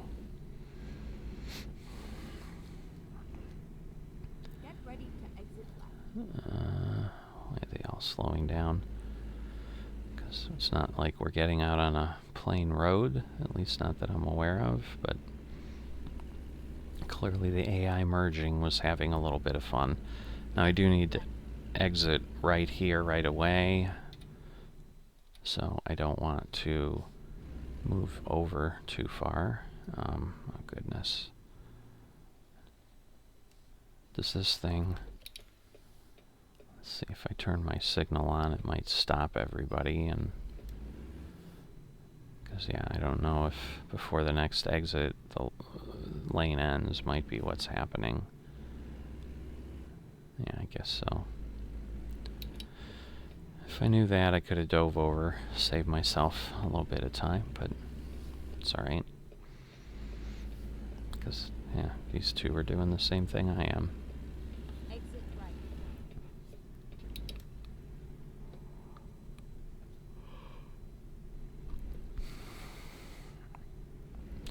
So one of the other things I think I talked about in the segment that didn't get caught was that I think truckers may not be quite as excited about crossing a state border as we are as people, just driving on vacation or something. I know, with our kids it was always, hey, we're entering Georgia, hey, we're entering Indiana. But for a long-haul trucker, I'm assuming, you're crossing state lines on a daily basis. So I'm pretty sure it's not that super fabulous when you do that, other than just letting people know where you're at. But, that's something I don't know from personal experience. I trying to put myself in those shoes and think about how I'd behave. I would imagine that, it would just kind of become you know, especially if you're really a long haul trucker and you're doing runs like this, it's like, great, I crossed into another state. But I don't know. So yeah, we'll get ourselves topped off here, and then we'll continue on. So yeah, again, a little over 1,000 miles, so we're all good. Ooh, we've got an Alaska truck over there. Linden Transport. Again, we've got the real truck, or the real company thing. That may be a real carrier. That's not one I'm familiar with. Alright, so back on our way after filling up here. Whoops. Hung up on the sign, was trying to get through there, hoping that I could maybe get to that light, but I'll just turn around like I need to do.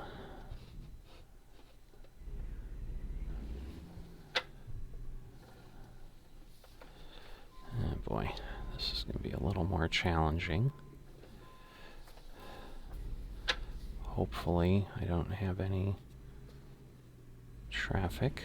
I don't, at least right now. That's good. Straighten out my camera.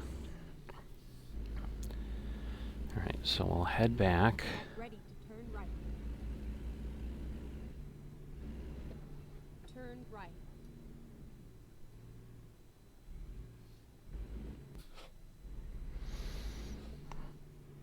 Whoa, green light. I don't know what I was thinking. I'm like, I'll just go. I can turn on red, although I'm in Canada, so now I'm actually not sure if I can turn on red. I think I can. And yes, I just want to make sure I'm headed the right way. So we're heading out of Regina.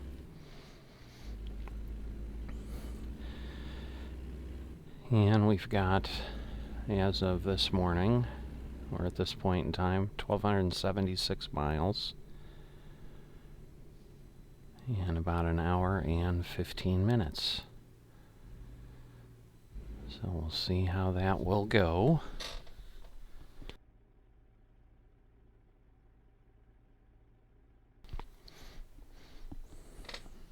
Olive Branch Apartments.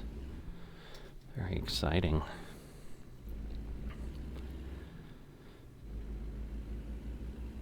So,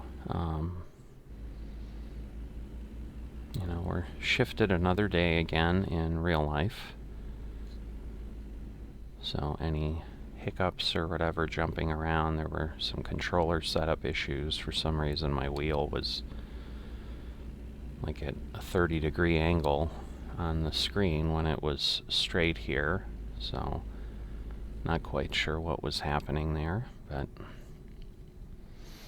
I'm going pretty quick for this area, so let me slow down, which is why I'm coming up on all these vehicles. There we go, now they're heading off, so we can go a little quicker, and hopefully I won't run into problems again where the speed changes and I get flagged for speeding, because I'd prefer to not keep slowly siphoning away money to speeding fines, because that's just not fun. I don't know, pretty straightforward. But yeah, I'm hoping I can get done with it today. I mean, my hope is that I can get it done in this session, and therefore I can package this thing up and get it out to you so you can see it in the world and how I've done and so forth. So we're going to need to fill up gas at least one other time, even though we just filled. We're still a little short by a few hundred miles of getting there, but if all goes according to plan, I should just have to fill up once more, and I'm hoping just rest once more, and then that will have us delivering sometime on maybe, right now it's telling me Tuesday before noon, So unless I slow down substantially, you know, even with sleeping, it might still be Tuesday before midnight, so we'll still be nearly 2 days, 3 days ahead of schedule, which will be excellent. But we'll see how this all goes. So yeah, now we're back out into the bleh of the map, I guess, where it's just tapered edges that go up a little bit and appear to rise, and then you know, really nothing else that we see either on the horizon or in the periphery. So another Texaco truck. I think this might have been the double. No, this isn't a double. I'd say this might have been the double that almost hit us, but it is not a double. It's like a tarped flatbed or something. Oh, a little bit of traffic violation on the other side. Looks like the truck had a little bit of a problem with its load there.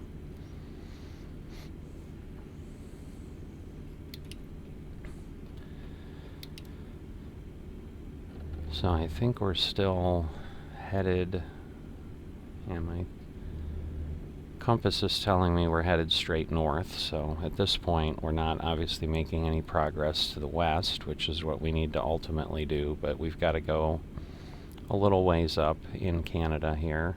Let's see, there's a speed sign, nothing changed, alright. So I guess this is 110 kilometers an hour is what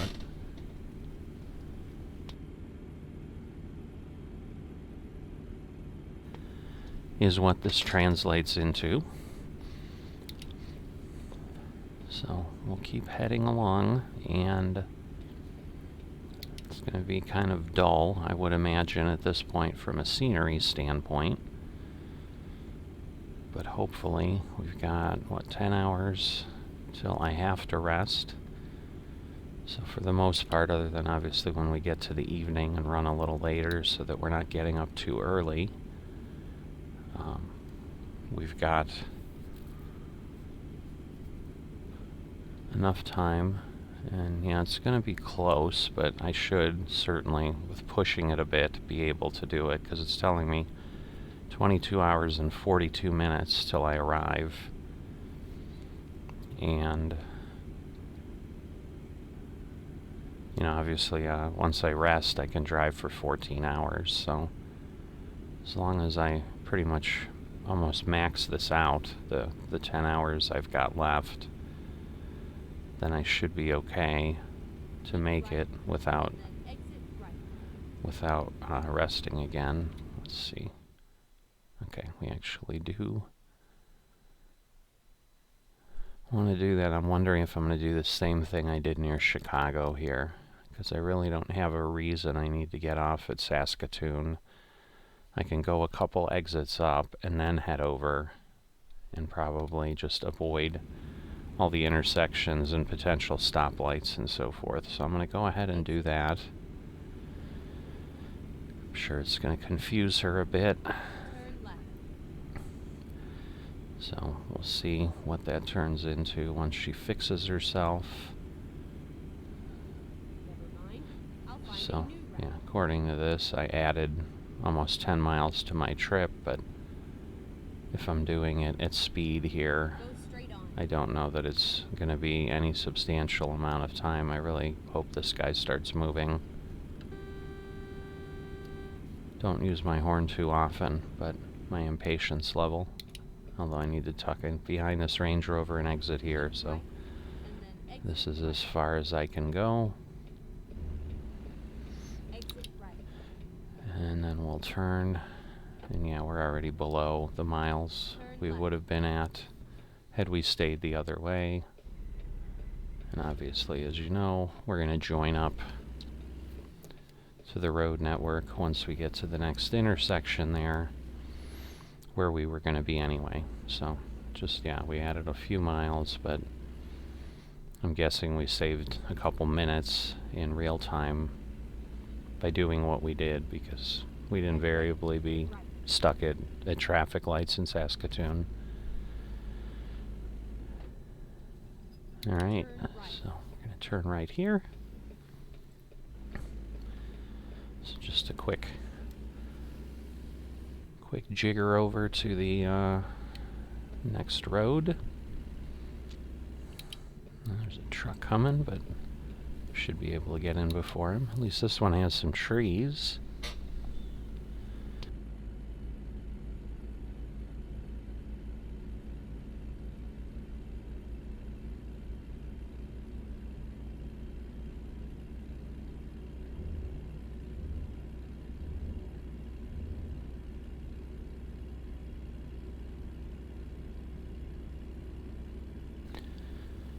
Sorry about that erratic driving. Was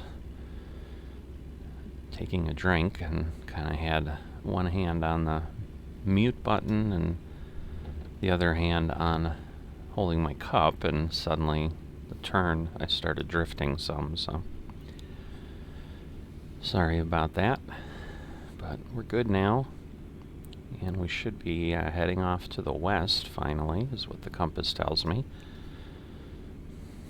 So we'll be getting there as quick as we can, because now I think we just head straight west for the most part until we get to Prince Rupert, British Columbia, which is still a ways away. And as I said, I've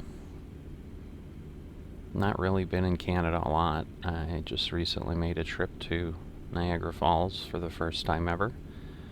My wife and I went there last fall for a weekend, and it was a good time, and nice to get out and actually go somewhere, which we haven't done for years with a pandemic going on, and obviously especially the Canadian border's been closed, or had been closed for quite a while. But we met all the criteria to get across, and we did it, and it just happened to work out when we had scheduled it months ahead. They just had reopened the border like maybe a month before, maybe even less than that, before we went. So we even had people in shops in Canada a little surprised, like, oh, they're letting you over? So I'm sure they were a little happy to see that tourist situation was opened again.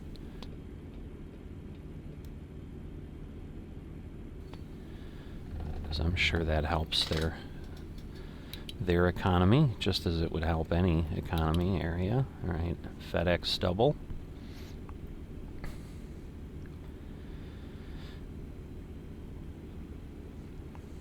But yeah, we've got, I guess with the trees, it lets them use flatter terrain and create an edge. So yeah, we've got kind of getting close to a few milestones here and there. We still have over 800 miles still empty, so I'm going to go by this location.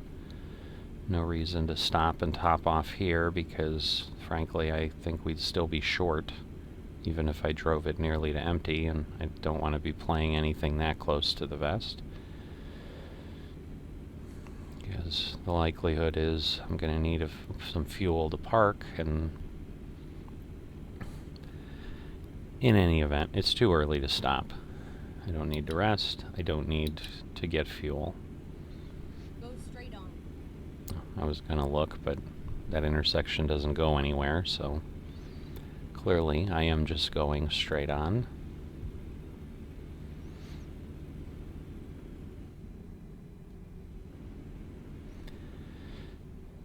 So a little bit of variation in the terrain here. Hopefully it won't slow us down too much up these hills, because that's always part of the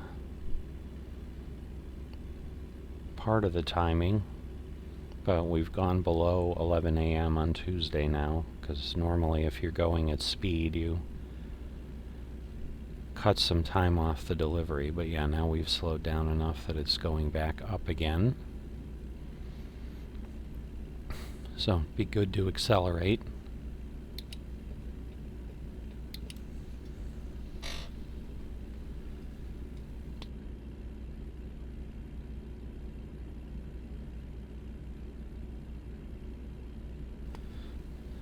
Alright, looks like we went up 1 mile an hour there. We're kind of getting near the crest and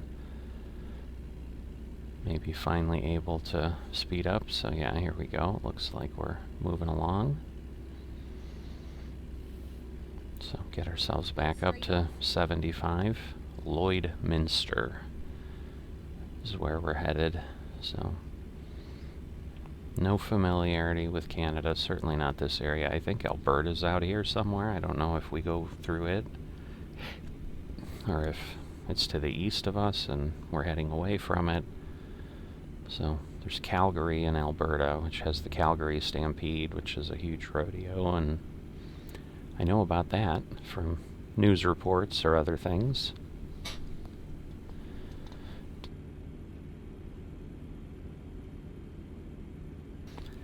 Yeah, sorry, I'm back to the same situation I was the other day that didn't get recorded, where I'm constantly having to stop to clear my throat because it's the morning, I haven't talked for a while, and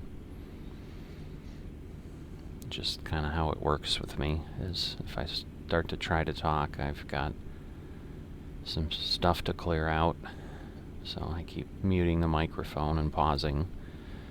So that's the stops you've got sometimes, and it's just happening like every 30 seconds or a minute now, which is not fun, but hopefully we'll get past that in a little bit.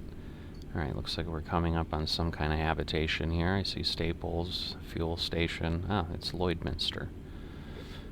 And just as when we went through here before, we're obviously not going to discover it because nothing changes that way. Oh, there we go. So speaking of Alberta, here we are. Go straight on.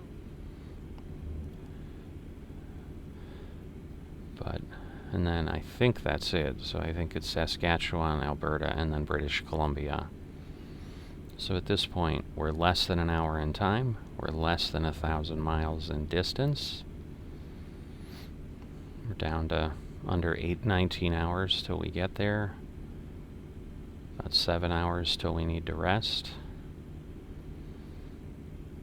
And yeah, Tuesday at 10:21, and as I said, it is dropping, so at this pace we should be in pretty good shape, hopefully, to get there, as I said, with 1 fuel stop and 1 rest stop.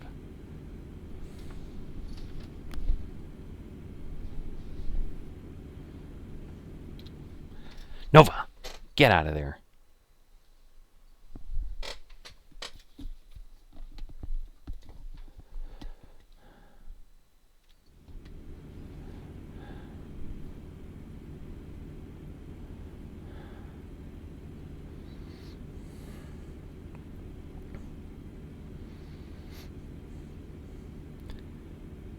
Oh, human energy. Somehow I thought it said human error on it, which would have been very, very interesting, to say the least. So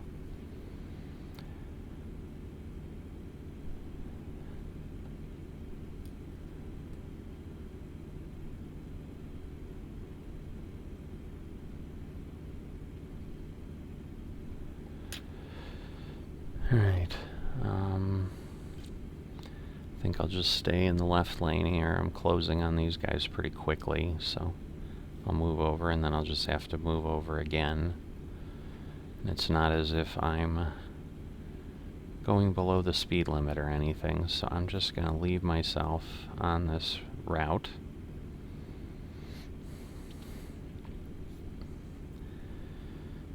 But yes, I'm sure the actual terrain of Canada is much more diverse, or certainly at least a little bit more interesting than what we're seeing here.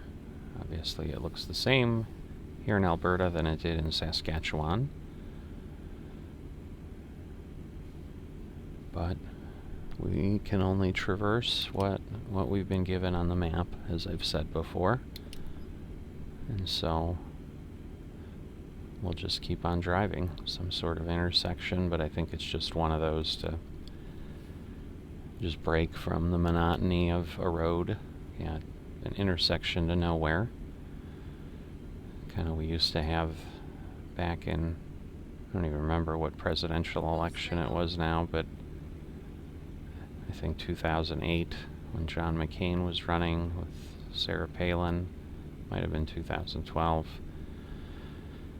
There was our infamous bridge to nowhere conversation of Sarah Palin funding some bridge in Alaska to get some monies, but it really had no purpose and wasn't going anywhere. So that's our exit to nowhere in the game, and we've got many of those.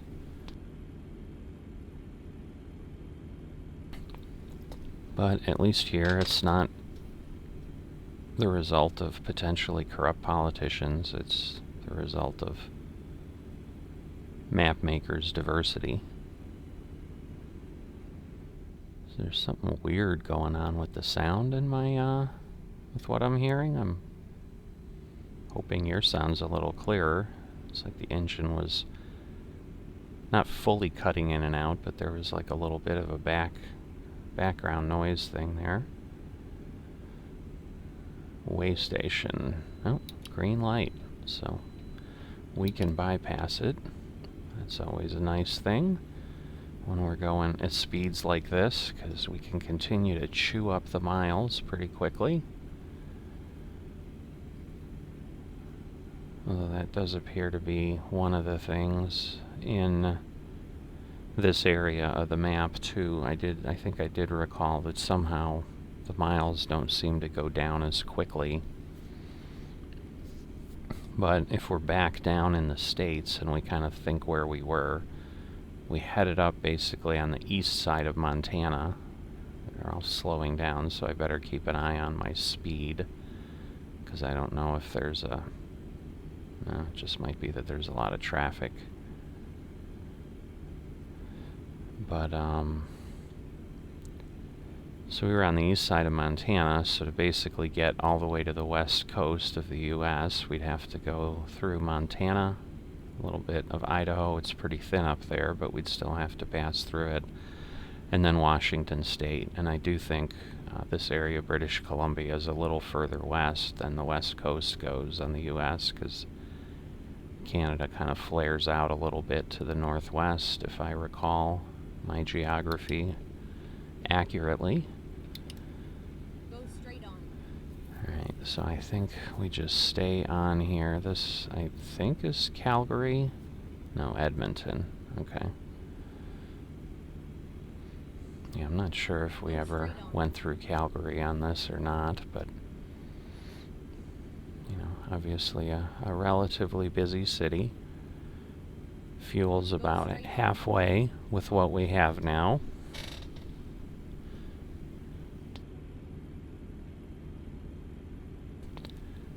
And clearly with the hotels and the fountains and so forth, we're looking at Las Vegas buildings transplanted up here to Edmonton. But, at least they made an attempt to make a city. And go straight on. Alright, so now we'll get some new road networks, because at this point, this is when we had headed up to the Yukon.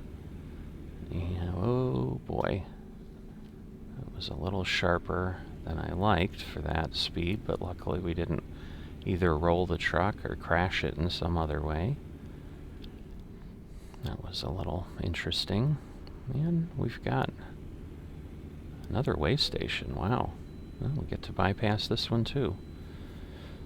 Those are definitely very close together, but who knows? But now it's giving us some hills, entering mountains, which I know British Columbia is pretty mountainous.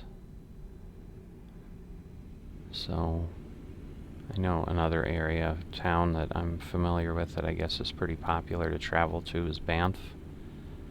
BANFF. And folks head there. I think they have some pretty good skiing. I think there's pretty renowned golf courses there if you're there not in the winter.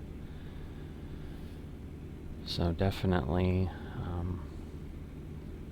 an area of the country of Canada. I mean, it's one of those things kind of on, my bucket list perhaps. I do love the Rocky Mountains in the U.S. I hear the Canadian Rockies are pretty incredible too. So it certainly wouldn't be an area that I would be adverse to visiting at some point. Oops, got to turn that off. I thought I had hit the turn signal indicator to turn it off again, but obviously not. I'm almost to the point where I'm like, well, I'm not going to check at these intersections, but then I'm worried I'm going to miss something and screw it up and prolong this more than it needs to. But now this is another exit to nowhere. Go straight on. So other than sloughing off some AI traffic, which is great, just fewer obstacles to drive around. It's just like an old VW bus. Kind of looks like it. I think that is what it is. Yep. Blue. I don't know. It's not a color I would associate with that, but the randomness of the vehicle generator, that's what it gave us. And I think I do have realistic vehicle colors as a mod that's loaded too, which in theory is supposed to kind of marry up the colors with the vehicle model, but again, I don't know how much work was really put into that for each one to verify it's like using real colors. But obviously stereotypically we'd see those with all kinds of colorful flowers on them, since those were the proverbial 60s hippie buses at the time they came out. Those were kind of gone by the time I was actually here in the world. I think I saw a few here and there when I was really young, but not really sure if I'm remembering that I saw them in real life or just memories from seeing them on TV or in movies or something that getting mixed up with real life memories.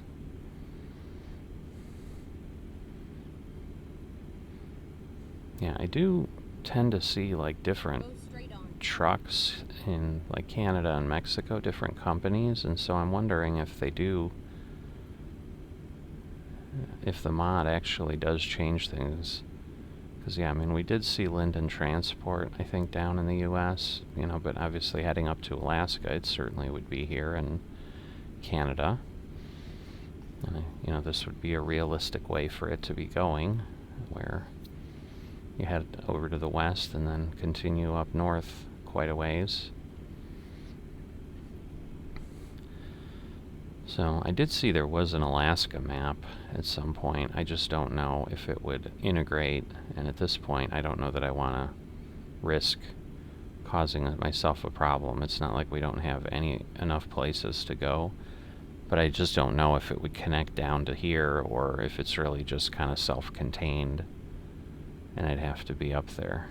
3 hours and 47 minutes of rest, but wow, I'm just at 14 hours to get there. I really can't stop here, but I'm worried I'm going to have another situation where I get too far and I start getting penalized for resting before something else comes up. But I'm going to take my chances, because otherwise we'd have to stop twice, and I'm going to try to avoid that if I can, because it's not like it's really that dark. I had nearly 4 hours before I needed to rest there. So we're rolling the dice, seeing if we can get lucky up here in Alberta. I think we're still in Alberta.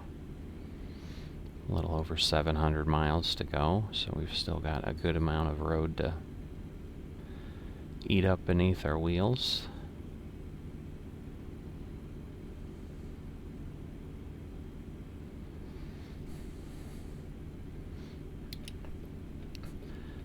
But Yeah, I'm not sure. I can't really tell on the mini-map what route this is. I mean, I'm assuming that's like a maple leaf type symbol. It looks like maybe it's 11. I don't know. But I guess this is as close to an interstate as Canada has, so that might be what their interstate type of roadway network signs are like. Pure Clean Carpet Cleaning. Yeah, we're getting new carpets in our house, so don't need carpet cleaning right now per se, but we're in a bit of a shambles here in our home in real life. Long city name, long city name. Guess that's a sign they just decided it really goes nowhere. We're not even going to waste time putting a fake name on it. It's like the generic signs that they grabbed, placed in, and said, it really doesn't go anywhere. We can't even give you a city that we think it might connect to out here. But anyway, that was kind of funny. Certainly not something I've noticed before, but also I've never been this way before. But maybe that's the only sign that's been forgotten about within the system there. That cloud straight ahead of us is a little interesting. It's almost got this vertical wall-looking design to it.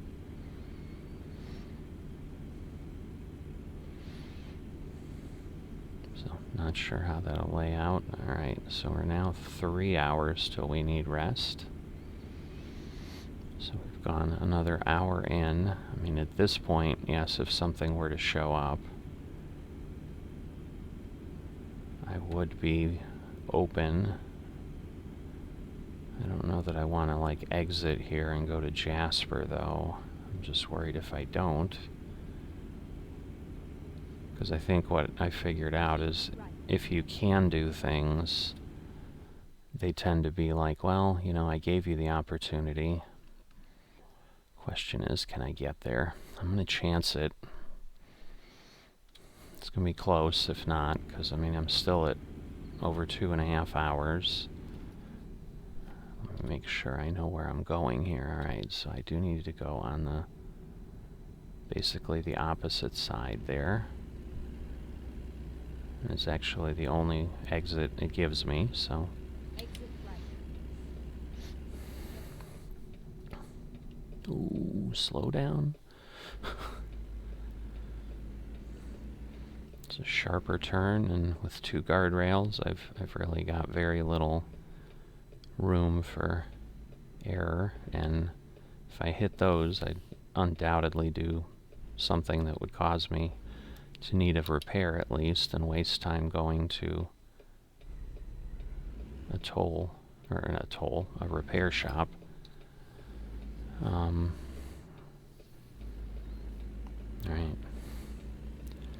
So the good news is it's still 69 for the speed, so I can just put on my cruise and continue. And now we see if we make it.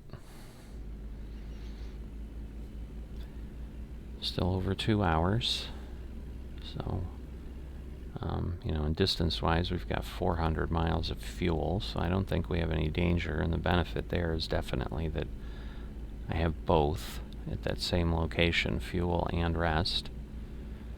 So I could knock off both of them, like I prefer to do normally, with one stop, which would be excellent. So sun peeking through the trees. I do like on the higher graphics setting how you've got the rays and that effect that they give it. It's pretty nice. Oh, I think we've got our British Columbia sign, so we're officially in our final province. Now, the only problem is, yeah, we've got a 2-lane road here, and I'm going to have to kind of drive unsafely a bit to keep going, so, but I will get myself over here. The truck should slow themselves down. This is just really a blind curve. Oh, he's putting on his brakes, thank you. And then I can jump in front of him here till I get to that next pot of a couple vehicles. It looks like a car and a truck. So it should be a little easier to pass than two trucks. But once again, I want to keep making good time, especially given that we're trying to beat the rest clock. And I'm just kind of crossing my fingers that I see it appear soon, coming down on an hour and a half before I need to rest. There's my, oh boy, am I going to get any kind of a ticket here? Oh, I can actually go a little faster. So I'm going to really push it. I'm going to pass. I mean, I do have a dotted line, so it's not like I'm being a really bad boy and going across a solid line or anything, but if it's going to let me go up to 80-ish, I'm going to do that, because once again, from a time standpoint, that's going to help. I see signs, but I think that's just for the little intersection that doesn't go anywhere. Yeah, this turn, yeah, it's definitely tighter. I'm glad I hit the brake there. I think I would have run off the road or rolled the truck there. And that's not just in these mod maps. I've run into stuff like that in SCS where I can't stay at the speed limit, which is not unlike real life. I mean, you'll run into turns like that, but usually they have a sign. Is that Mirage up on the horizon, the rest area? The gas station? I hope so. I don't know. I would think it would have appeared on the mini-map already if it was, but maybe it's just out of range. Yep, there we go. It is on the mini-map, so... Alright, an hour and 9 minutes, so probably by the time we get there, we'll be at an hour or less. But our gamble paid off. So, pretty exciting. Let's see. I don't know what... This is definitely not a brand I'm familiar with. I don't know. I can't read the name. Oh, another Linden Transport truck. Alright, so we're down to 312 to empty. But anyway, we have 551, and this truck goes up to 1,000, so we will be fine with that. Wow, 536. I'm glad I'm not paying for this load of fuel. That's pretty pricey, even by ATS standards. Alright. Trying to see. There's a lot of trucks here. It is late at night. I don't know if that impacts what's here or not. I assume it does, because I've seen trucks like pulling in and out of rest areas, but I don't know that I've seen them pulling in and out of the parking spaces. So I assume that they... Whoa, there's even less than I thought, so, but I'm going to have no choice but to park and then back out. Please give me a rest trigger. Oh, come on. Alright. I just thought it wasn't going to do it. Let's sleep. We'll get up at 6:41. So, quite excellent.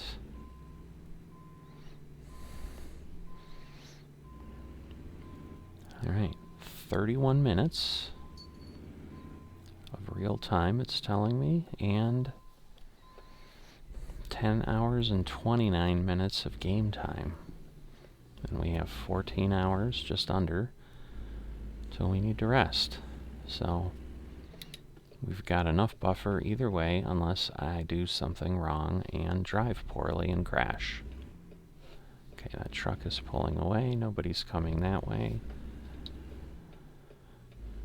So let's get back on the road and get to it. And especially if it lets us go at 80 instead of 75, all the better. 78 degrees Fahrenheit, that's a pretty warm start for this early in the morning. I'm glad I got turned out before that truck was coming along, otherwise it would have made the exit just a little more interesting, or I'd have to wait. But yeah, so we are still Tuesday before midnight. It's telling us Tuesday at 1800-ish hours. So that would be what, 6 p.m. or so.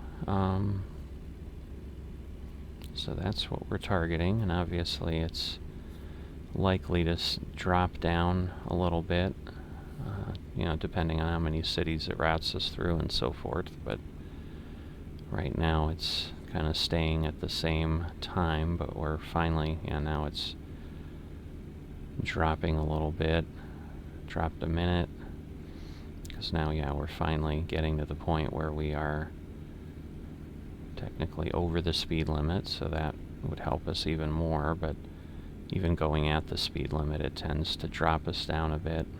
This is a little bit of unnecessary weaving, but again, I guess to add some variety / challenge to the route, they decided to do that. And maybe on the map that's what it looks like. It's just the visual terrain doesn't obviously give any indication why we'd want to be doing that. Hopefully we don't run into any vehicle here. Alright, past that bus. Couldn't be asking for any better outcome right now. We're able to keep plowing along at maximum speed, and that is a great thing. 500 miles to go right there, so the end is near. So even though it's been, just a 3.5 hour trip, it's still a long time. And, well, you can see the road from the top of that little hill for quite a ways. So that'll get us going. By American truck standards, that might be 30 miles away, which is obviously much further than you'd be able to see anywhere in real life on a road network, but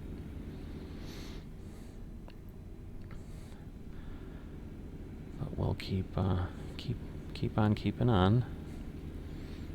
So my goal right now is to not drop below 375,000 before I arrive, which means I need no violations, and because $383 is not a large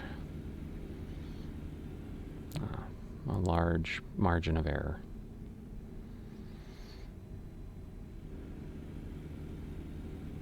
But yeah, I was thinking, because British Columbia, as I said, is, I believe, pretty mountainous, and we obviously started getting into some mountains there, I think, while we were still in Alberta, but now we don't have any, and maybe they'll show up later as we get closer to some actual cities, because I'm sure, once again, mapping and modeling and running the road network around the different peaks and so forth would be a challenge, right? I'm risking this for sure, going around by a hill. But once again, I'm on a mission to get this done, and for various reasons, because again, I've got to shortly go deal with some real snow around here. Getting hungry, want to eat my breakfast, but at this point it's close enough that I'm like, let me just finish and do all that stuff later, and I should be okay, because it's pretty early in the morning here. Oh, that's a plane. Is it like dropping water, in theory? They're like dousing a fire that isn't there? Go straight on. Prince George. Okay, I was like, are we going to Prince George and not Prince Rupert? But no, we are going to Prince Rupert. My sim dashboard tells me that Go too. straight on.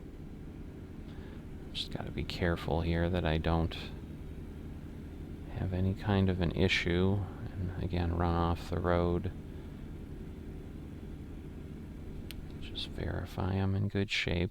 Alright, so Prince George is up there, but yes, I continue down what I think is Maple Leaf 11. That's what I'll call it.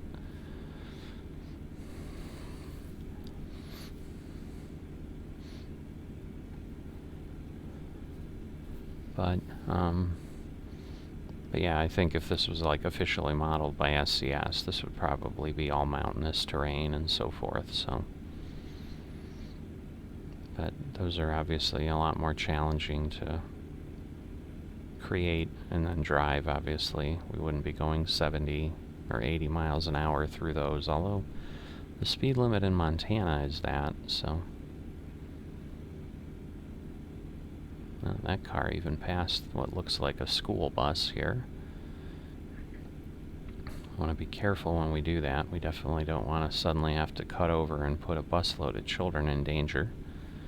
But we are definitely going to need, or I would like to pass him.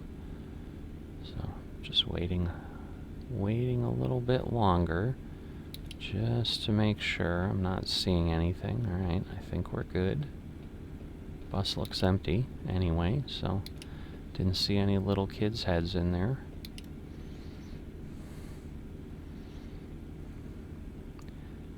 Alright, now that car passed the bus, so it's possible it might be going fast enough that we won't catch it, but it's probably unlikely. It's just going faster than the bus, but usually the traffic and ATS, especially when we're going at this pace, I think it's just designed so we catch it, so once again, that there's something to do. Oh, he's exiting. Oh, no. Hey, no, he's not. It just jogged over here, so it's a little bit of an optical illusion in my brain. I just saw that truck leaving, and I saw him moving over to the right. I'm like, he's exiting too, but nope. But anyway, yeah, they tend to do this with the traffic, I think, just so that they give you something to do. Otherwise, you're just steering down the road.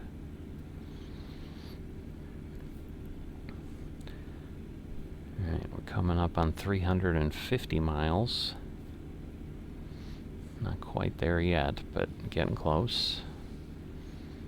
Probably, certainly by the time we get to the car and have to pass it, we'll be past that point, so that'll give you a point of reference.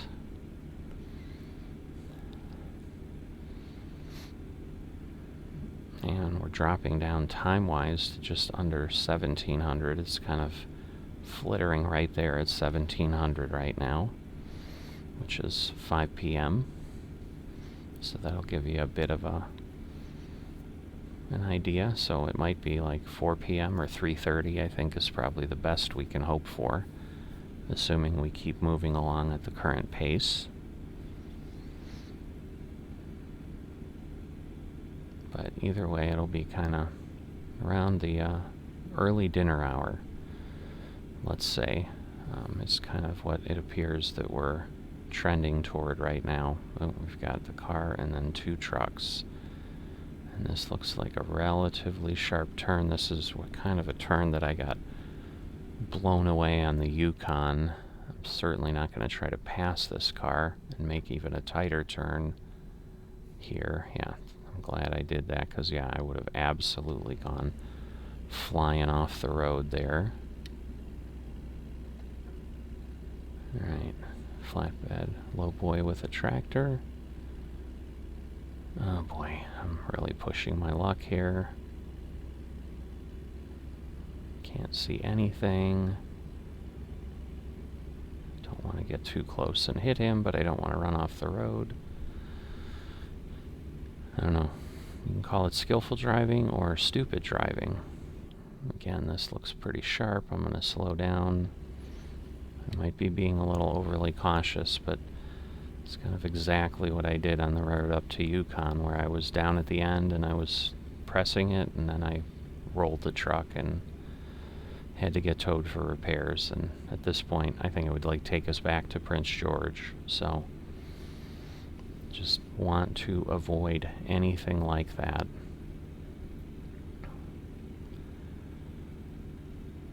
But the good news is I don't see anybody in front of us, so we've got smooth sailing for a little while.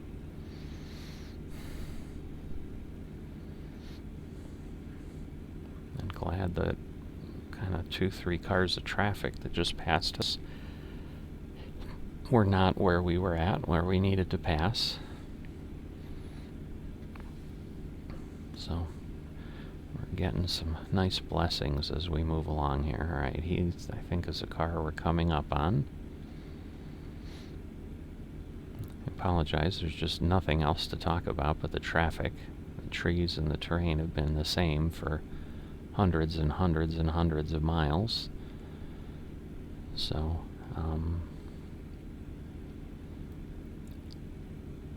and I don't have anything to tell you about Canada that I can share, so there's just nothing popping into my mind right now.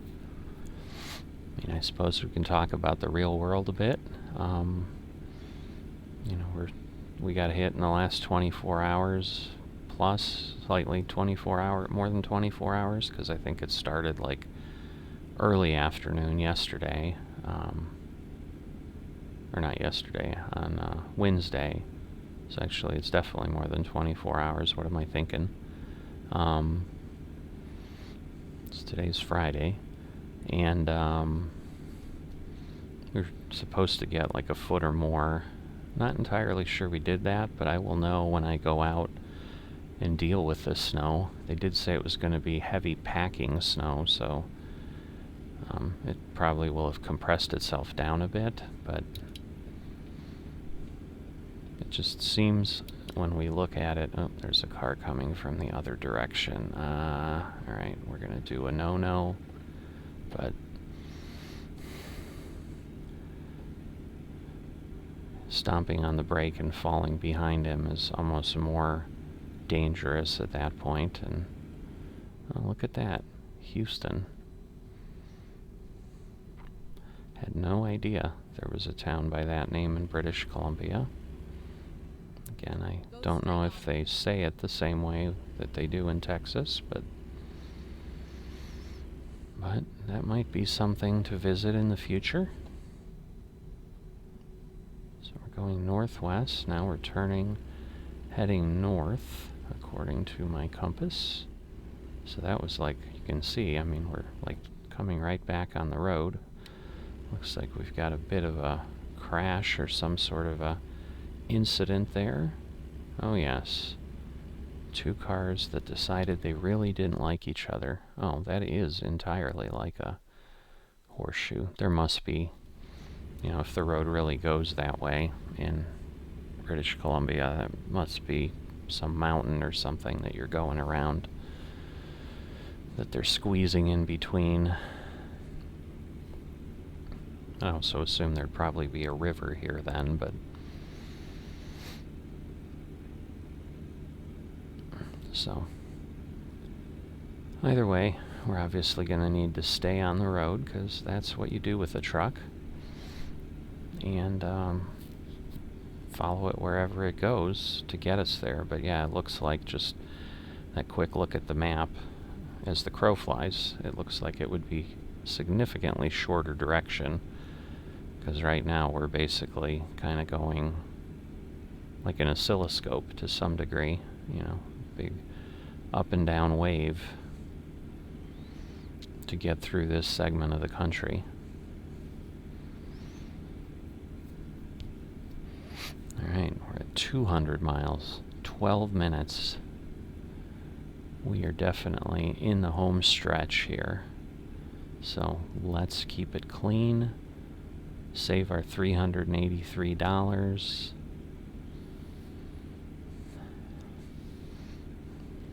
Keep on going and deliver this ventilation shaft to, what is it, Centex. So that is the home builder.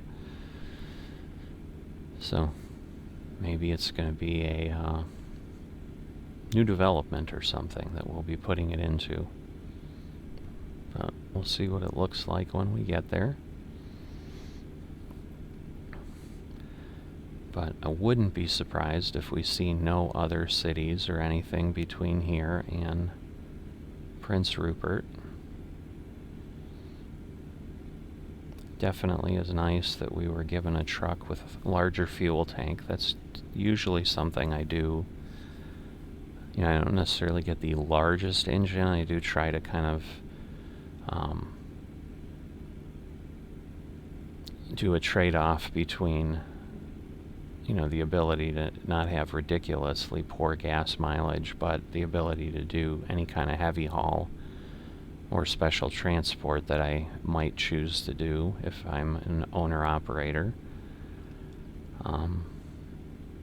But then I almost always will maximize the fuel tanks on the vehicle that I have, because it is nice to just be able to fill it up. And I think one truck I have, it's probably a Freightliner, because that just seems to be the design I enjoy. But it could be a Peterbilt, because they have a pretty good cost ratio. So there we go. Just this random mountain. Once again, probably not truly indicative. Oh, there we go. So we're going into a mountain range, I suppose. Whoops. No choice there. I guess I did have a choice, but yeah, he's continuing. So that'll slow our momentum a bit, but not too bad. And the problem is, now that we're both speeding up, it's going to potentially be a bit of a challenge to get... there's a truck coming. I'm definitely not going to try to deal with that here, because he's coming at a much higher rate than I'm going at 50 when I can be at 80. But, yeah, I don't even remember what I was saying, but I guess other than we're getting into a mountain range.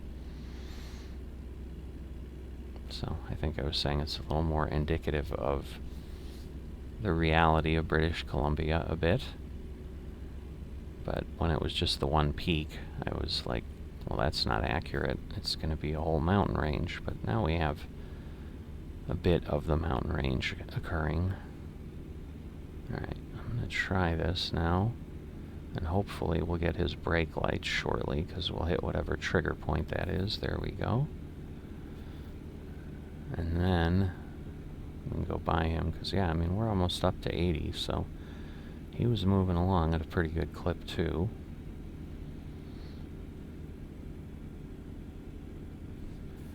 But, yeah, so we obviously had the rest stop with fuel if someone needed it, but yeah, going back to the truck, I think I have a vehicle that gets me like 1,400 or something, so it's even a little larger than this. I want to say it's like 300 or 320 gallon capacity. And that's some of the other reason that not getting a vehicle yet makes a little bit of sense, because it only being at level 15, there's kind of a lot of accessories and things like that won't be unlocked. I think at least once we get past 20, we've got a pretty good view of things, but I think it's really 25, 26 where we start kind of unlocking the largest items. So I think I'm going to continue for a bit, continuing to contract, although I won't lie, I am itching a bit to get to the owner-operator part of this profile and drive a bit more, I guess I would say, realistically, where right now, the way ATS does it is I basically flit through my, Star Trek transporter, beam me up, Scotty, across the continent, where I went for all the way from, the Yukon to Fort Lauderdale, and it's pretty much instantaneous. How is this bus passing me? Alright, he's finally decided that was a thing he wasn't going to do. Where obviously if we're an owner-operator and we're driving our rig, we take loads from where we're at, or we drive, bobtail somewhere empty. I usually don't buy a trailer, so we're not really kind of deadheading anything with an empty trailer. But, who knows? Just kind of whatever the mood strikes me. But what I'm hopeful of is, maybe we'll if I continue and stay true to my path here of, maybe getting to level 30 before I buy anything, I may be well over $1 million in money, and that may give me the opportunity to get a facility and get 3 or 4 trucks and drivers and start having a good immediate start of additional income aside from just me driving. Because what would be excellent is getting to the point,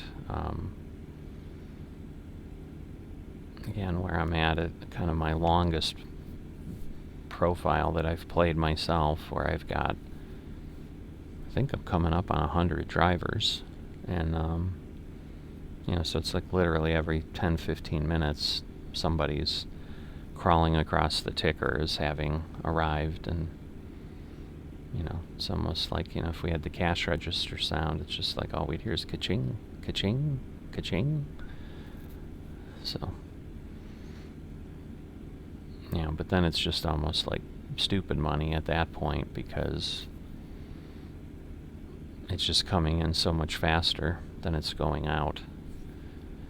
And then, once again, when you have drivers, and typically what I do is I let them run where they put all their points to distance and then just start to balance it out. So once they go along for a little while and can get a good amount of distance, and then start getting some variation in their load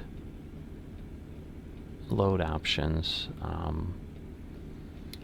they very rarely come back empty and things like that. So you're just not hemorrhaging money as you tend to be, where now obviously, like, I make nothing until I get to the end of this delivery. So for days and days and days, nothing's coming into my quote-unquote company. There we go, Prince Rupert. Wow, we're down to 6 miles, so look at that. Again, I don't know how realistic this is or whatever, but it's nice nonetheless. But just a little jarring where you just come out of these trees and suddenly it's like, oh, there's water, and I'm heading to an island or something. So it's going to have me go right, I assume. Ready to turn right. Yep. Yeah, there's obviously with the grid a few ways to get there. But yeah, 2 p.m. But once again, the time I think will tick pretty quickly on this map, where usually where you're in little towns on the SCS maps, it slows down. You told me to turn this way. I'm so confused. Well, I know where I'm going, so I don't know, maybe it meant for me to wait one intersection, because obviously I do have to kind of jog over here, but I just thought that's what it wanted me to do, so exactly for this purpose, that if I was hitting a red light, I could just turn right and go. Get ready to turn right. Alright. Turn right. So there we go. Whoa. It's all over now. That was a little rough. I was like, wait, I'm going into a pit. Again, a little jarring how this was all built, but it's somewhat okay. It just looks so funny with those mountains rising up out of nowhere. I guess I should see what I need to do here. Guess I'll swing in there and turn around and then try to back in, because obviously I can't do much else. I mean, that was a thin way to come in. I'm assuming this isn't a completely designed thing they came up with. I wonder, well, will I be able to just, that would be so strange if I could just pull in, but no, it's not. There's no way I'm going to be straight enough, but I didn't have to back up, so that's better than I thought.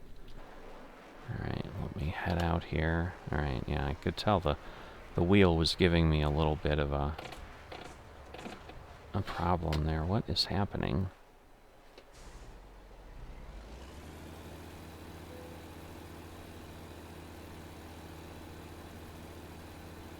actually doing that on purpose because I think it's going to put me in a better place to...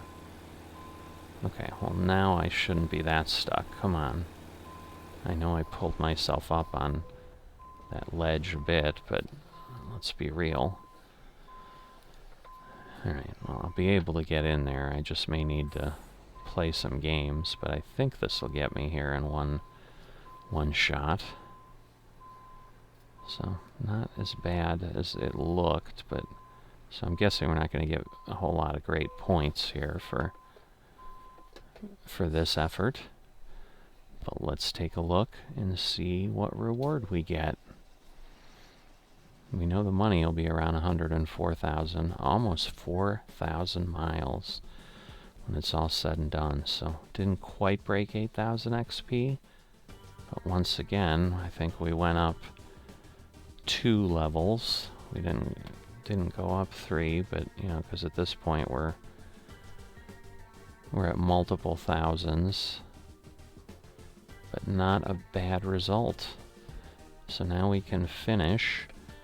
At this point, we've got every type of cargo available. And then, again, I think, yeah, at this point, it's just all I'm doing is adding the same amount of money. I'm adding 5%. It tends to be more fragile cargo than high value. So I'll go ahead and do that. But at this point, we've unlocked every load type. So once again, what's in the map right now might not reflect that last one. Usually you've got to take a load and then go. But you know, if I go ahead now and just take a look at the truck dealers and, you know, go to my favorite Freightliner. Let's see, is that my only dealership? Well, it can't be my only dealership, but it might be my only Freightliner dealership. So, let's see. Yeah, see, because at level 28, I can unlock the sleeper cab.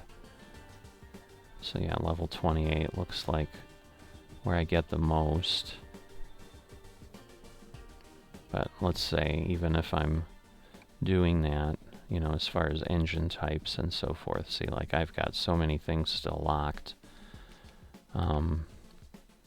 You know, where I've got just 220 gallons. I know, like I said, some of these have like 300.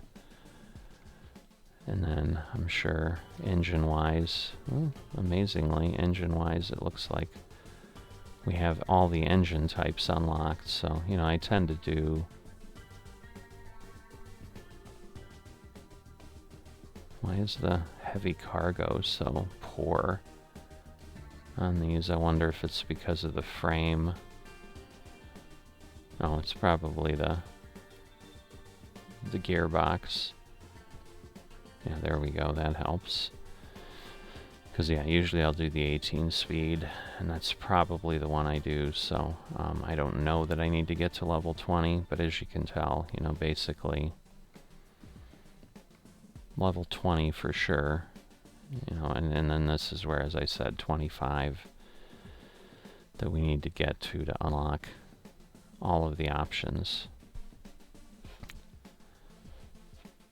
So we'll go back here. Whoops. My concern is I don't want to buy a truck. I guess, yeah, I'll just go here. Yes, I want to cancel all modifications because I'm like, I think if I do confirm, although I think it would have taken me back here, I'm like, I don't want to buy the truck. Like, that's not my goal right now. Alright. But yeah, just 479,000. Not a bad result so far. But yeah, we're definitely going to continue pressing on a bit as a contractor still. So, hope you enjoyed this episode.